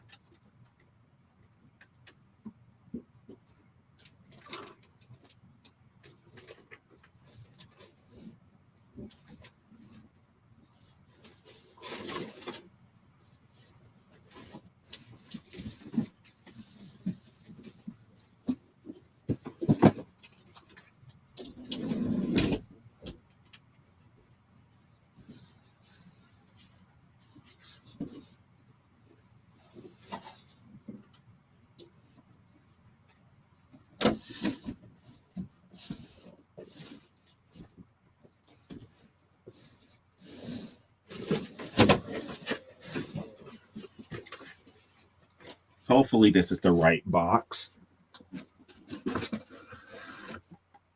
And it is. And it is. There it is. They take it out of the plastic here. Because Aaron has not seen it. There it is. I want to make certain I try to get the glare out of it and let people be able to see it. There it is. Wonder Woman number 5, summer 1944. Off-white pages 4.5. I bought this book for $500. 550 to be more exact here from Metropolis Collectibles way back in the day.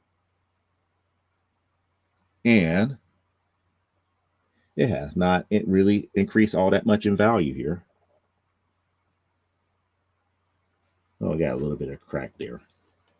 Not going to worry about that. But there it is. So, you know, I'm up here. It's like, yeah, it's like, I'm not like, it's like when I tell people, it's like, yeah, I have older Wonder Woman books. I don't come on here every day like, oh, I got X, Y, and Z book. Yada, yada, yada. There's Wonder Woman 23. This is from 1947.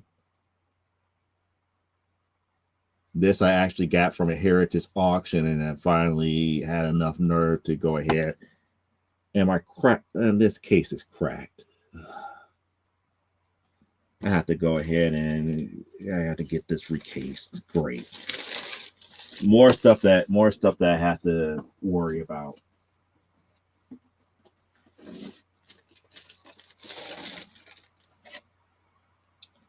Here's a 1.5 of 2028.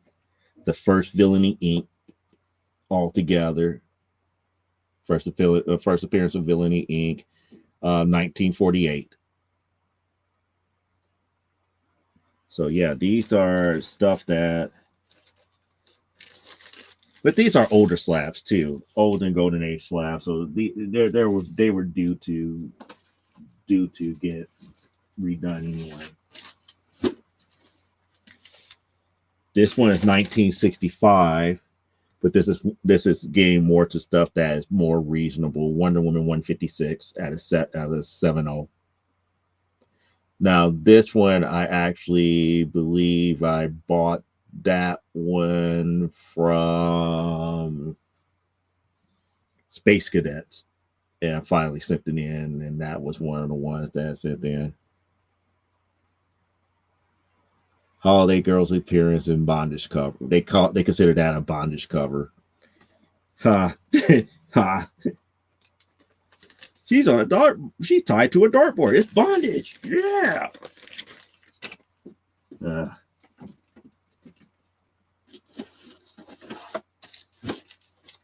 And then this is the one that I got done last year.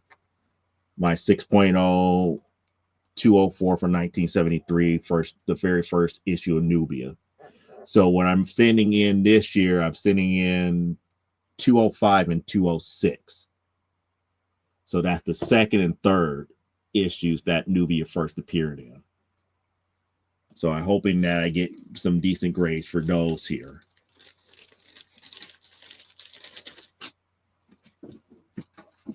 Now, mind you, this is only the graded stuff that I have on hand. This is 1977, issue 233. No special significance in this book. This is just issue 233. It's not a key or anything of that magnitude. It's just like a book that I found at a decent price. But all of this is like volume 1. That is slab.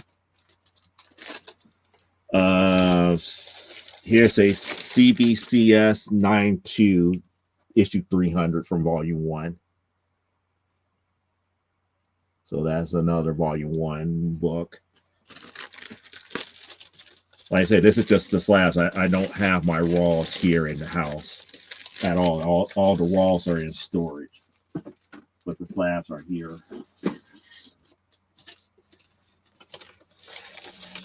And this is 329, the last issue of volume 1. and that's at an 8.5. And some people would be like snickering and laughing. It's not a 9.8. It's like it doesn't matter. It's just the fact that you have the issue and you're trying to complete the full run. That what matters more so than anything else.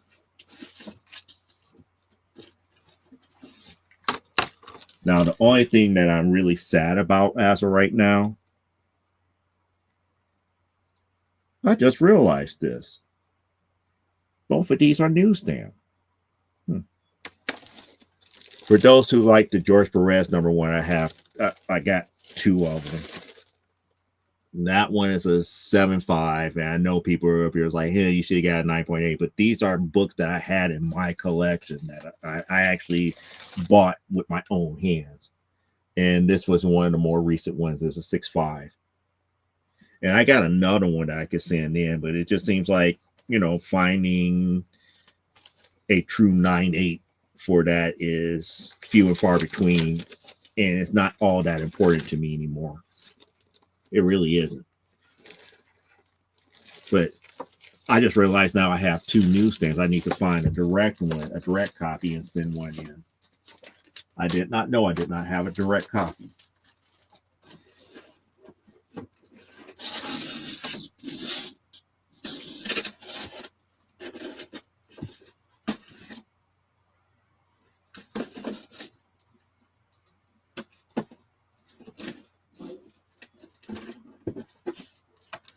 Now, this is the book that everybody who are into volume 2 is seeking here, that are big fans of Adam Hughes.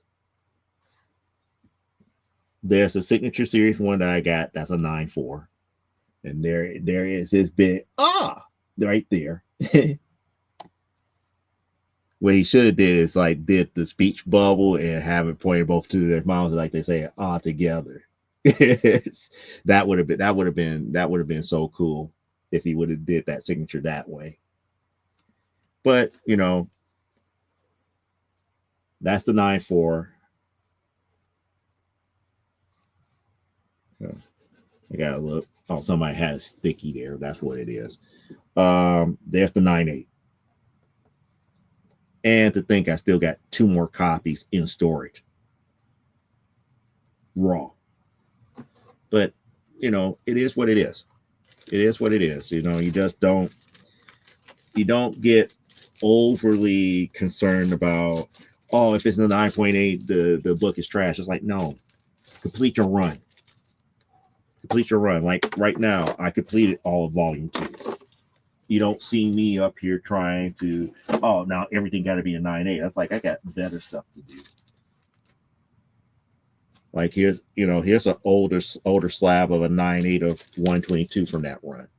But you don't see me like doing X, Y, and Z here.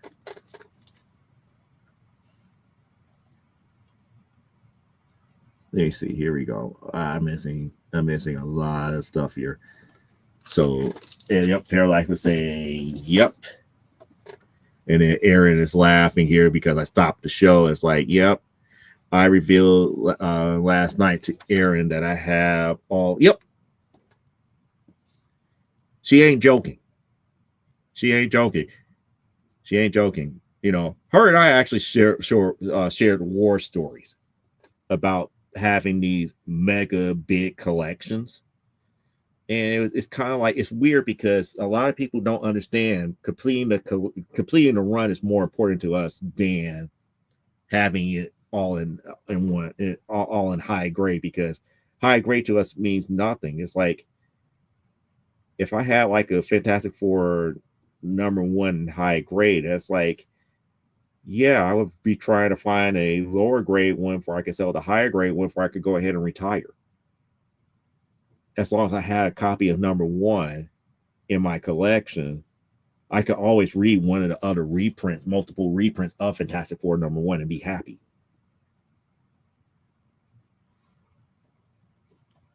Plus, I have the mini series, like, before the Fantastic Four, First Family, X-Men, Fantastic Four.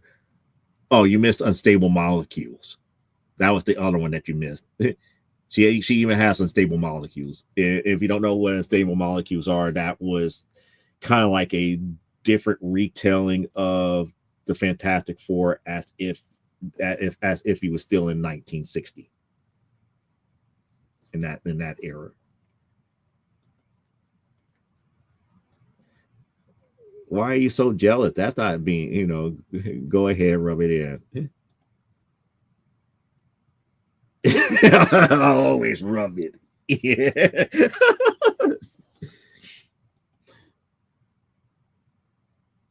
Yep. And like I said, I got these early on in my collecting career. So that's the reason why I'm not up here like flaunting, flaunting, flaunting. It's like, oh, I got one of it's like I had this for a long time. And it's like people up here, it's like, no, you don't have that many Wonder Woman. It's like, okay, here's a short box of the tail end of all of Volume 5 and the beginning of Volume 6 without missing any issue. And with multiple and with some copies of the variants. And they start looking through it's like, but you're not up here flaunting that you have this stuff. It's like it's nothing to flaunt. I'm just trying to keep the collection together. That's just pretty much it. Preservation. Yep. Preservation. Yeah, the new slabs are very sharp. Yeah. That's why I'm up here. It's like I kind of just made that some of my older ones from Volume 1 I have to get re-slabbed soon. Especially the 23, that is a very noticeable crack up in that slab. So I definitely got to figure out some time and some money because of the value of that book. Because of the value of the book, it's not just a simple here's 25 bucks, re-slab it for me. Because they might have to regrade it and everything. And if they regrade it, then it becomes another big to do.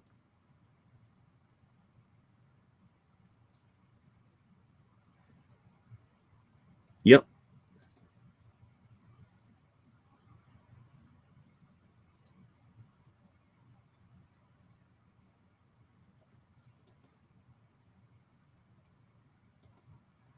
Dinosaur. Yep. She liked that dinosaur for I think it was like 133.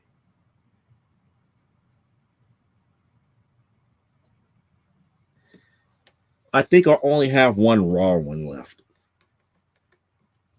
I have that slab.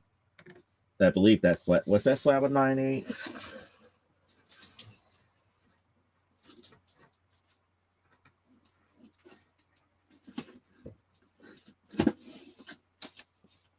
No, that's 156. 156, 204, 233. No, that's an 8.5. So yeah, I have another one of these. I have another one of these 233s. But I think it is. I don't think it's an 8. I don't think it's an 8.5 though. But I have to double check here. I have to double check when I get to storage because, like I said, I have to do my COZ app and make certain that everything is accounted for and yada yada yada. Now it's all mine. She's doing the Beanies 5 again. She's doing Beanies 5 again. The first book of press was a Wonder Woman 300. She came out gorgeous. But that's the whole thing. There's too many out there on the interwebs. Talking about it's like 9.8, 9.8, 9.8. It's like some of these older books you're not going to be able to get 9.8s. That 9.8 should be a kind of like a goal for newer books. But as things progress, like books 10 years, from 10 years ago, 20 years ago, I'm not going to expect a 9.8. It'd be nice to get them because there's still, a good possibility that there is 9.8 still out there. But if you could get like a 9.6, 9.4, and 9.2, 9.0, be happy with it. Heck, I'd be happy with a lot of times with 7.5 and 8.5s because they look good. All this geriatric old cast are saying low grade is better than no grade. I don't share that sentiment, at least not in the way that these older cats look at it. Because if you're saying low grade is better than no grade, as in a lower grade copy is better than not having it, it really depends on if you're really completing your collection. If so, yeah, then yes. If you just saying it because I have it and I could try to resell it, then it's stupid. You might as well wait.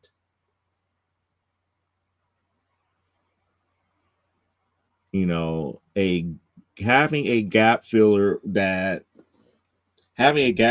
completes your collection makes your overall collection more valuable. I can see having that aspect is correct, but just to have the book, just to say I have the book and it's valuable, nah. I don't believe in that aspect of low grade is better than no grade. Oh, look at me, fancy password VA. It's like I got newsstand books. It's like I didn't realize that the original one that I got graded back in like 2012 was a newsstand because they were not marking, CGC was not marking something as newsstand copy. That's why I looked at it strange.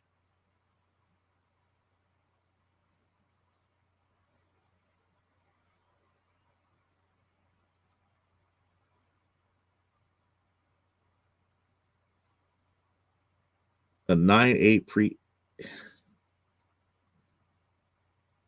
No, I'm not doing that.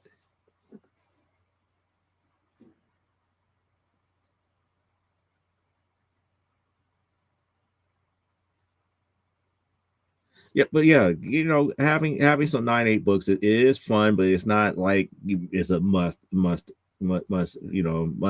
end all be all type deal. Yeah, I would rather have. I'm always rather have the complete run.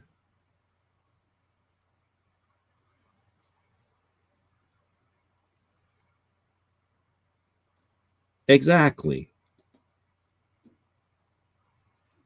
I know you have unstable molecules. You just didn't mention it.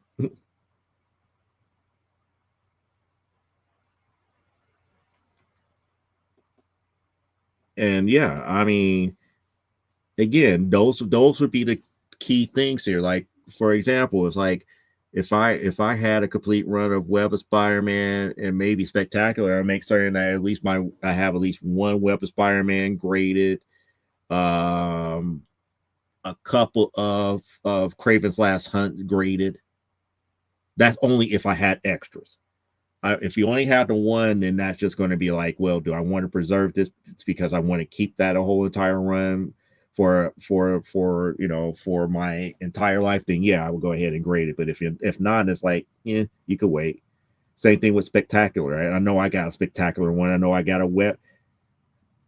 Sadly enough, I got a web of Spider-Man #1. That's a 9.8.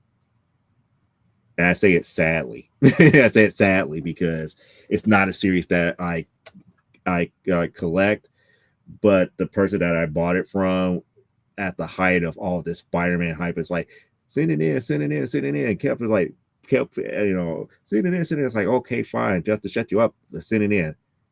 He's like, it's very high grade, just send it in.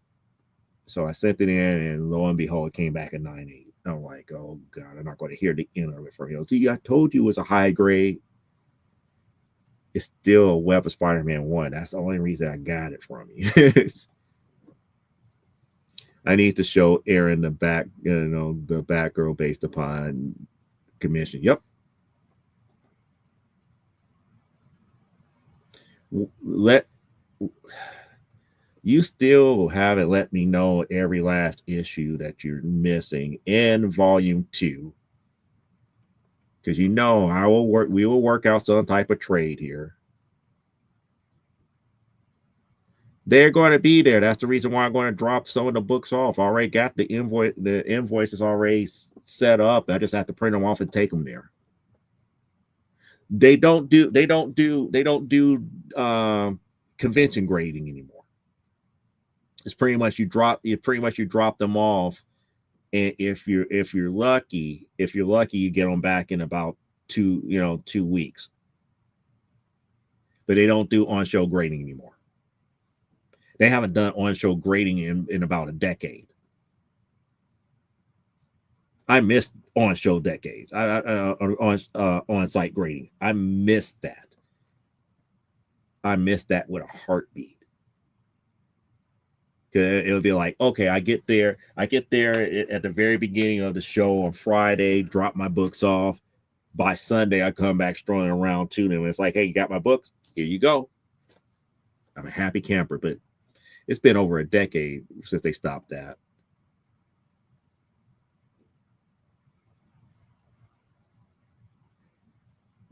Well, if you do the drop off, you don't pay shipping. You don't pay shipping for a drop off, but you do pay shipping back. That's the problem.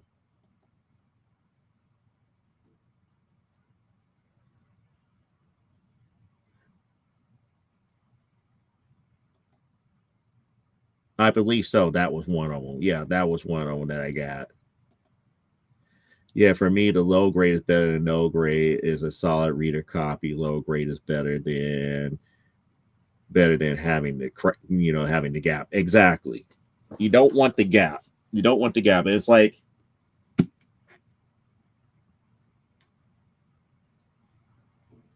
I have a coverless X-Men number 10, but I have one with the cover.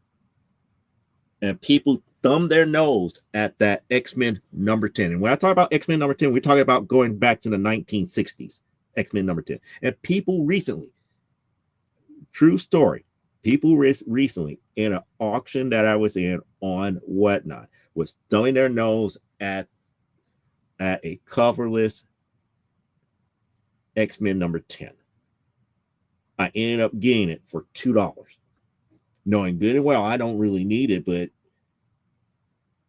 I rather have it because now it makes my good copy of X-Men number 10 available for grading if I decide to go ahead and do so, because I have one to fill in that gap. I don't have to really worry about it. No, you talking about the regular one. The regular one, yeah, the regular one, the unsigned one is a 9.8. The signed one is a 9.4.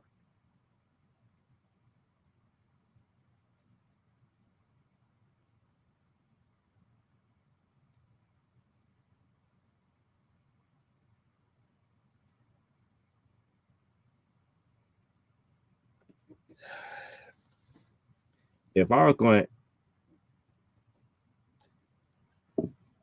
I try to find the best way I could put this here. Between those two and the two that I got in storage that are raw, I probably rather sell the raw ones over the slabs, because one, people have a tendency to overbid for the raw copy in the hunt for the 9.8.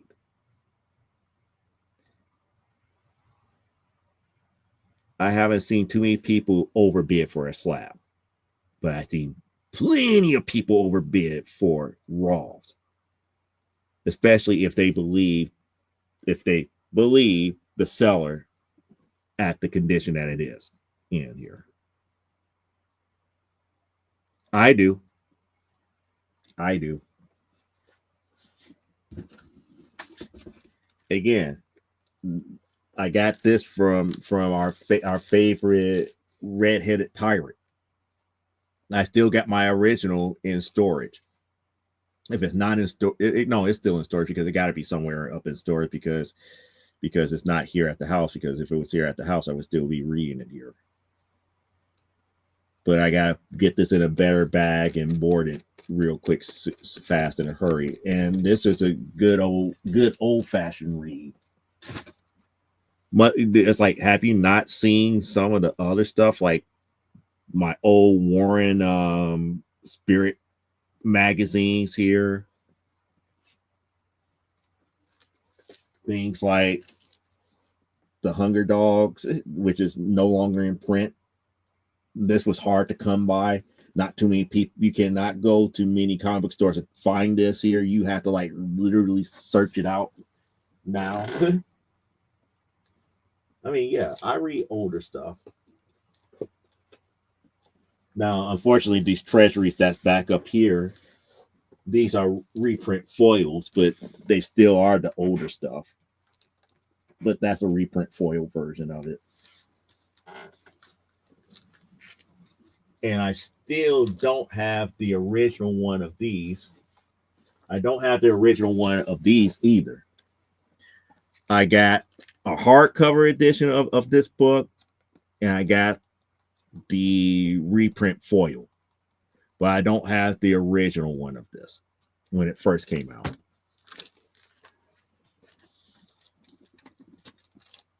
But yeah, I still read old stuff. Heck, you saw some of the Lois Lane stuff that I showed. I read those.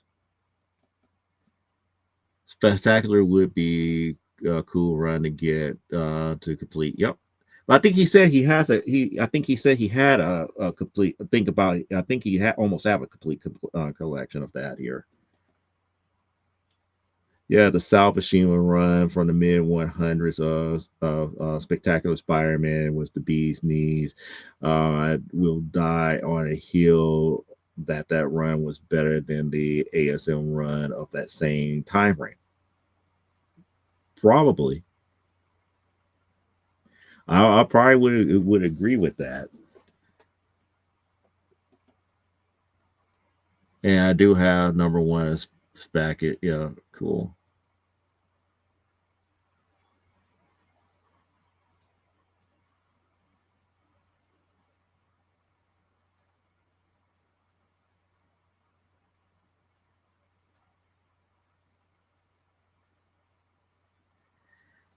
Everybody wants me to sell stuff, and it's like, why can't I keep stuff preserved? It's like, sell it. When I'm going to come across another one. If anything, you should be like on my case. It's like, why don't you sell one of your Savage She-Hulk number ones? I could. Why don't you sell one of your Sensational She-Hulk number ones? I could. Matter of fact, I gave one away at a C2E2. People forget that I gave away a 5.5 of Sensational She-Hulk number one from the 1990s.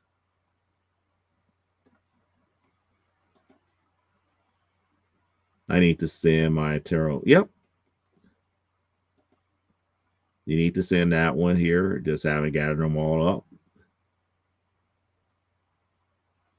Nope, it's not a thing anymore. I miss it. But that goes to show you how far CGC has dipped as far as quality. Because they used to send graders. They used to send graders out to these shows, as well as have people to, manually do the intake. And what I believe is happening is that because the graders, was doing the unscrupulous type stuff, they was letting them go left and right, that they can't do on-site grading anymore. There's no way possible for them to do any type of grading. But that was many years ago.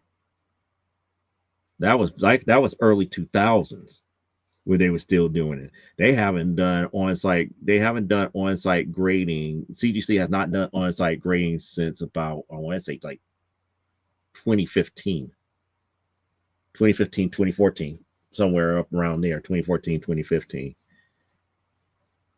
But they haven't been doing it, because if they've been, if they still would have been, I would not be up here like sitting on pins and needles waiting for that Nubia to come back and a lot of these other books to come back here. Yep, they are.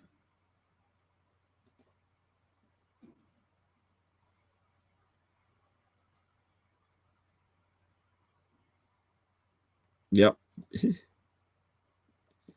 There's a dude on eBay that does high quality replacement covers for old books. Yep, but again, I don't trust it because again, people try to pass it off as a regular cover, and then here comes CGC right there with their assignment. It's like, nope, you're going to get purple. You get purple label. It's a reproduction. Purple label. Yep, I mean he's reasonable too.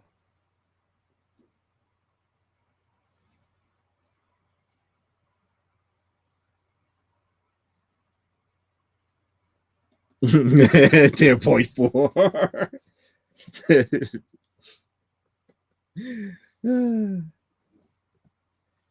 Hey, that reminds me. Did you finally get your book updated in the census for it to be 100% real?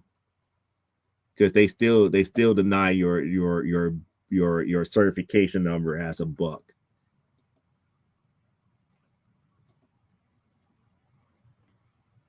Yeah, we all do. Why do you believe people overbid for raw books? Because again, because there's no okay. Long story short, there is no complete guide for price guide that is accurate to the date for raw books. Everybody wants to use eBay. People want to use things like cover price, go collect, cover price. All those books take in consideration of speculation, and those that use eBay does not see it as a one-off. In addition to that, there are comic book sales that happen in comic book stores, in other marketplaces like Facebook marketplaces, Craigslist, and all these other places that don't keep track of those numbers to get an accurate average of what the real price is. So let's just say you go out there and you take a look at eBay, you did your own average, and you feel that the book, that the average book price for a 9.8 Web of Spider-Man #1 is, it's like, we just say hypothetically, it's like $40. You're going to have people that's willing to go more than $40 to own that book, especially if they know that it is a 100% possible bona fide 9.8 raw book. For them, it's not about what the true value of the book is. It's the fact that they desire it that much that they're willing to overpay for it without them really thinking. A smart consumer would say, it's like, hey, I got my average. I've seen a lot of these books and I did my average. If it goes over $40, I'm not buying it. But you got people that would, won't do that. And Parallax had actually seen me do this experiment out there at a comic book claim sale that does auctions. I was bidding on another George Perez Wonder Woman #1. Everybody was going, like she said, all these dude bros are going like, ooh, George Perez Wonder Woman #1. Her and I know that when you get into like the low and mid grade Wonder Woman #1 from George Perez, it really goes no more than $25 to $35 easily. So all these people just kept bidding, and once it got to about $30, it's like, yeah, it was like I turned to Paralyzed. It's like, watch this. They're about to pay for this book. And I'm sitting up here just laughing evilly. The price got driven up to $85. And I was able to talk the store owner to go ahead and press it because of the simple fact that he was making money hand over fist off of one book, $50 more than what it's really worth, all because other people did not know the actual going price for that book in the condition that it was in. And the fact that he was willing to press it for people just increased the condition a little bit, but it wasn't nowhere near like a 9.8 or anything to that magnitude. I think at best it was somewhere between like a 5.5 and a 7.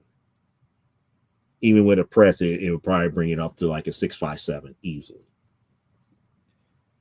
But he was saying that it was near mint and all this other nice stuff here, trying to sell it and everything. So that's the reason why I say that I believe people will overpay for raw books, because I have seen it. I have seen it more often than not than graded books.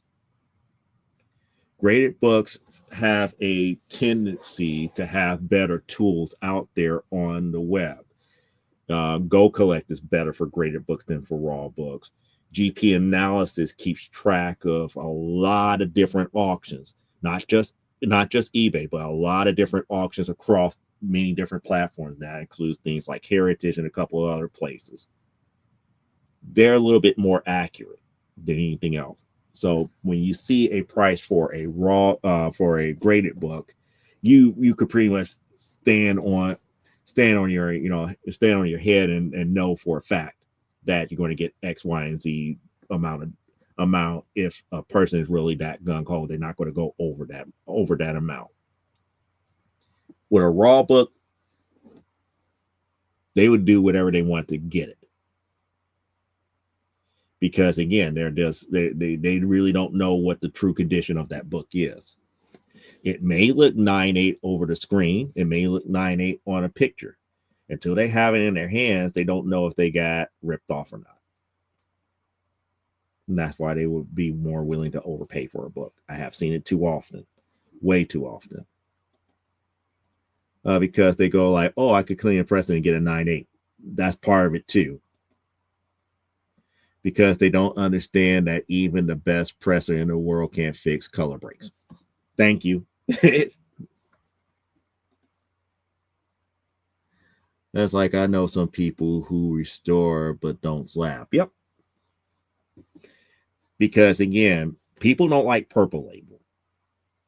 People don't, and when I say purple label is the normal indication by CGC as a book being restored. And that's kind of like, people are like, oh, that brings the price down of the original book. It's like, yeah, if I had an Action Comics #1 that got restored and it was a 9.8,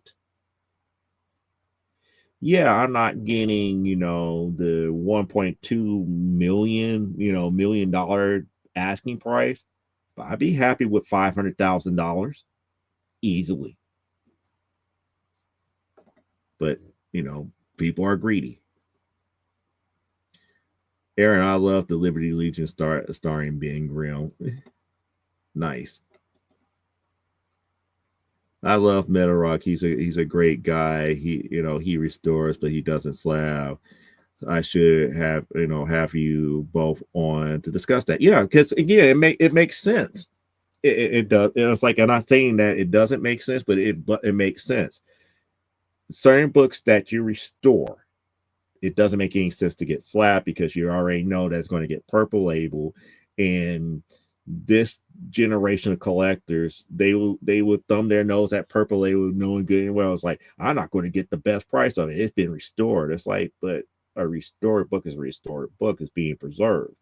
You're not really losing anything. It's not one of those type of books that you would try to flip and get people to think that they got a whole bunch of money by investing in this book. It would be more along the lines like, hey, if you really want this book and need it for a gap in your collection, this will be the cheaper option. It just really is just that way. Because you don't give a crap about Web 98 and your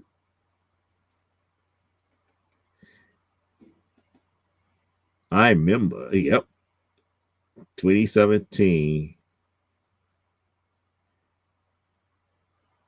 2017. Okay. Yeah, that's right about the time. That's still right about the time that was probably like one of the last C2E2s that they did it.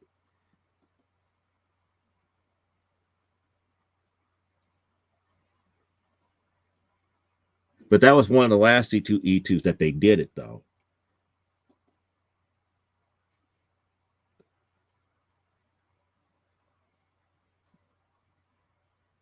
Mm-hmm.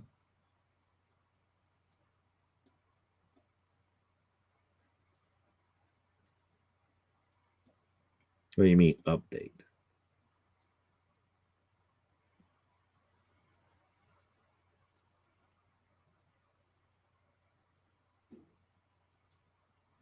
No, I mean up. Yeah, in the shape that it was in, no, but again, because it was number one, it would have been more of a $20 book here. Yeah, she was bad because she wanted it, but I was like, these people are going to outbid me, and I told her these people go out to get ready to outbid me. I'm about to make them pay for it. They're going to pay. They're going to pay some big money.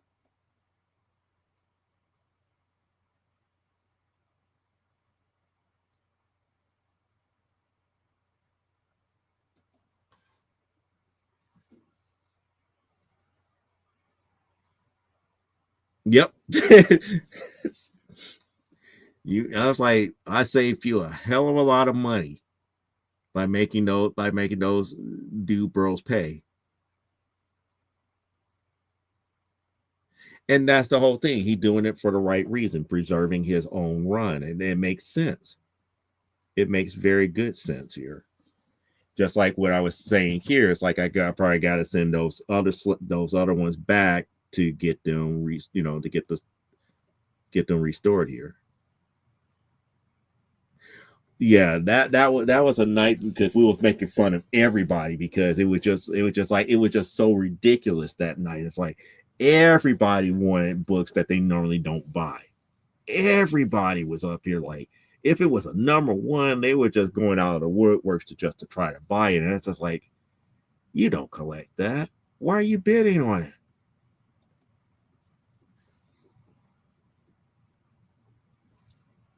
And that wasn't even a worst case here.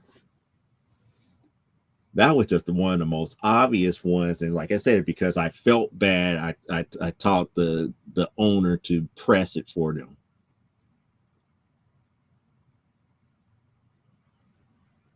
Just like the one day that the same owner,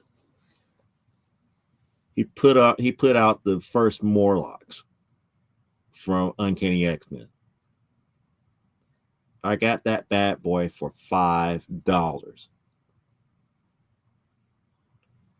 And people didn't realize what was going on because normally, he was talking up the book, talking up the book, talking up the book, and they had no clue what the book was except for me.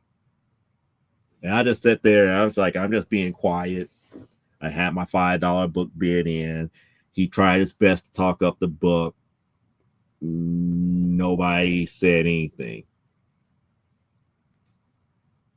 And then after it was all said and done, and it's like it's okay for you to be. It's like no, that's like no. That's like I told this donor. It's like no, you know, I already got the steal of the night here, and then I let people know what that book really was. And when they found out about it, it's like, yeah, you guys slept. This is what getting a real steal is about. Knowing your no, and it's like as much as said said said seller always comments is like, you guys don't know your books. It's like, I know my books better than you do. I just don't say too much. I just let you go ahead and try to drive up the prices the way that you know how to do it instead of just selling the book for what it is.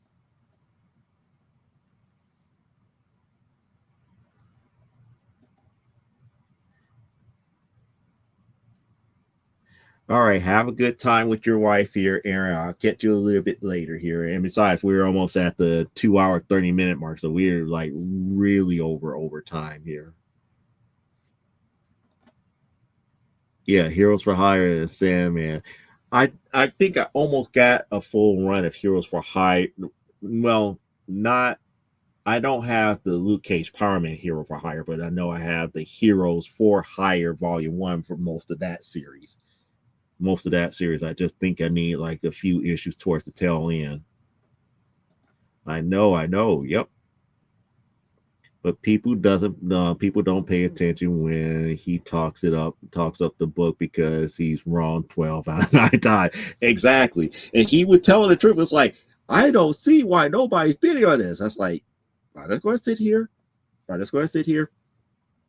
He started at $2. I bid it up to 5, and he's like, when he started talking it up and everything, he didn't do his. Let me look it up on eBay or anything to that matter. It's like, you really want to do this, that, and the other, and blah blah blah blah blah blah. I just kept talking, and eventually time ran out, and I was like, I got it for $5. I'm like, I can't. That's like, it's like that night. I was like, I can't bid on anything. I was like, sure, go ahead and bid. It's like, no, it's like for $5, I got First Morlocks, which is usually like a $25 to $30 book in bad condition.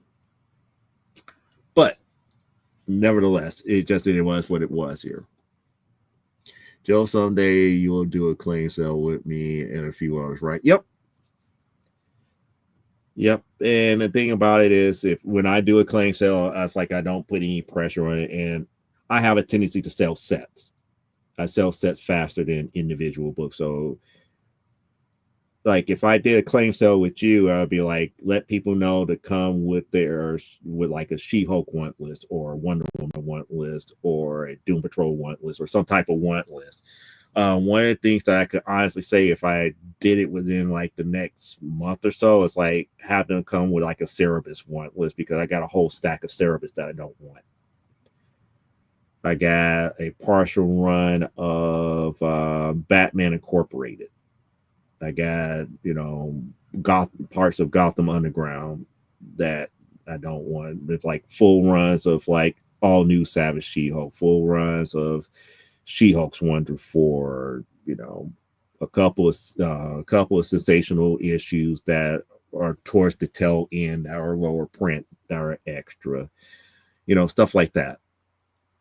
But like I said, my whole goal is, when I do claim sales, I'm trying to fill in your gaps.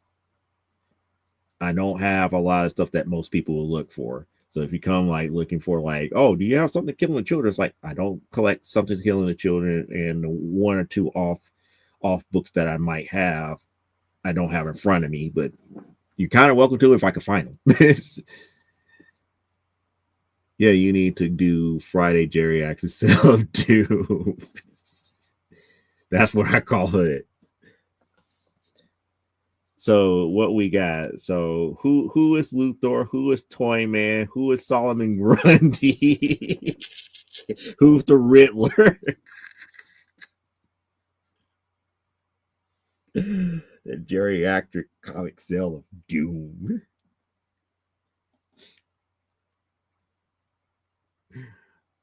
I was like, I need one list of Arkham and Hinge.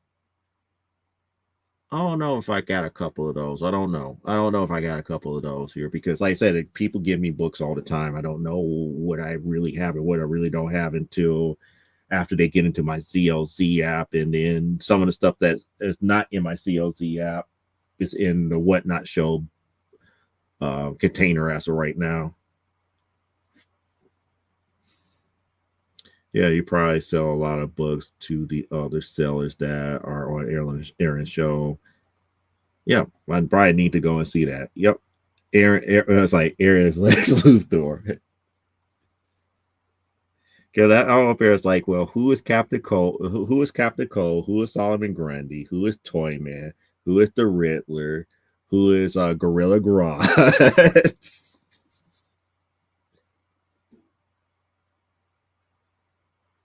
It's like the old school Legion of Doom. I know I'm missing a few others here. who is Sinestro, Black Manta. Who else I'm missing? Because there was only two women. There was only Cheetah and Giganta. So that means that there's 11 men, and I know I'm missing a couple. Bizarro, yep. It's like I will deal and stay off or whatnot. Yep. Except he has 50 white hair. Yeah, Bizarro was one of them.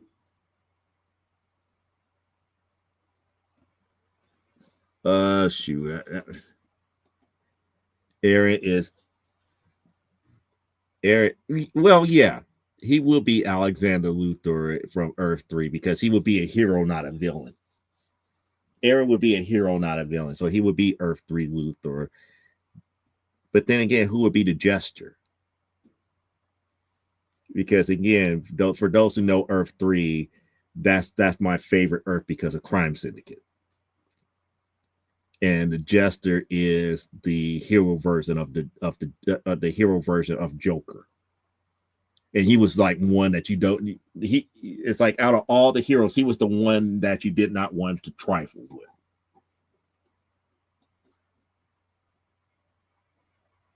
With his nice hair.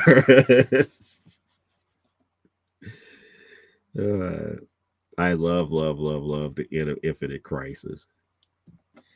Well, people, we are officially at 2 hours and 30 minutes. I got some other things that I need to take care of here. I do thank you guys for joining us. I do apologize for the wishy-washiness and the different directions that our conversation went into with our do's and don'ts for C2E2. I mean, it was never meant to go into like late night commercials of where stuff could be considered scamish or get you in trouble, but we did what we did here. I don't remember, but then again, I really didn't read too much Astro City. And good night, and thank you for showing up here. And we will be here next week. As far as how long I'll be on or whether or not I'll be late is a whole nother story here, but we will be on for another episode of From the Desk of a Small Press Publisher. Like I said, we might be late because it is C2E2 this week here. We'll be on the showroom floor, and it really depends on how fast I can be back here to actually do the show here. So stay tuned here.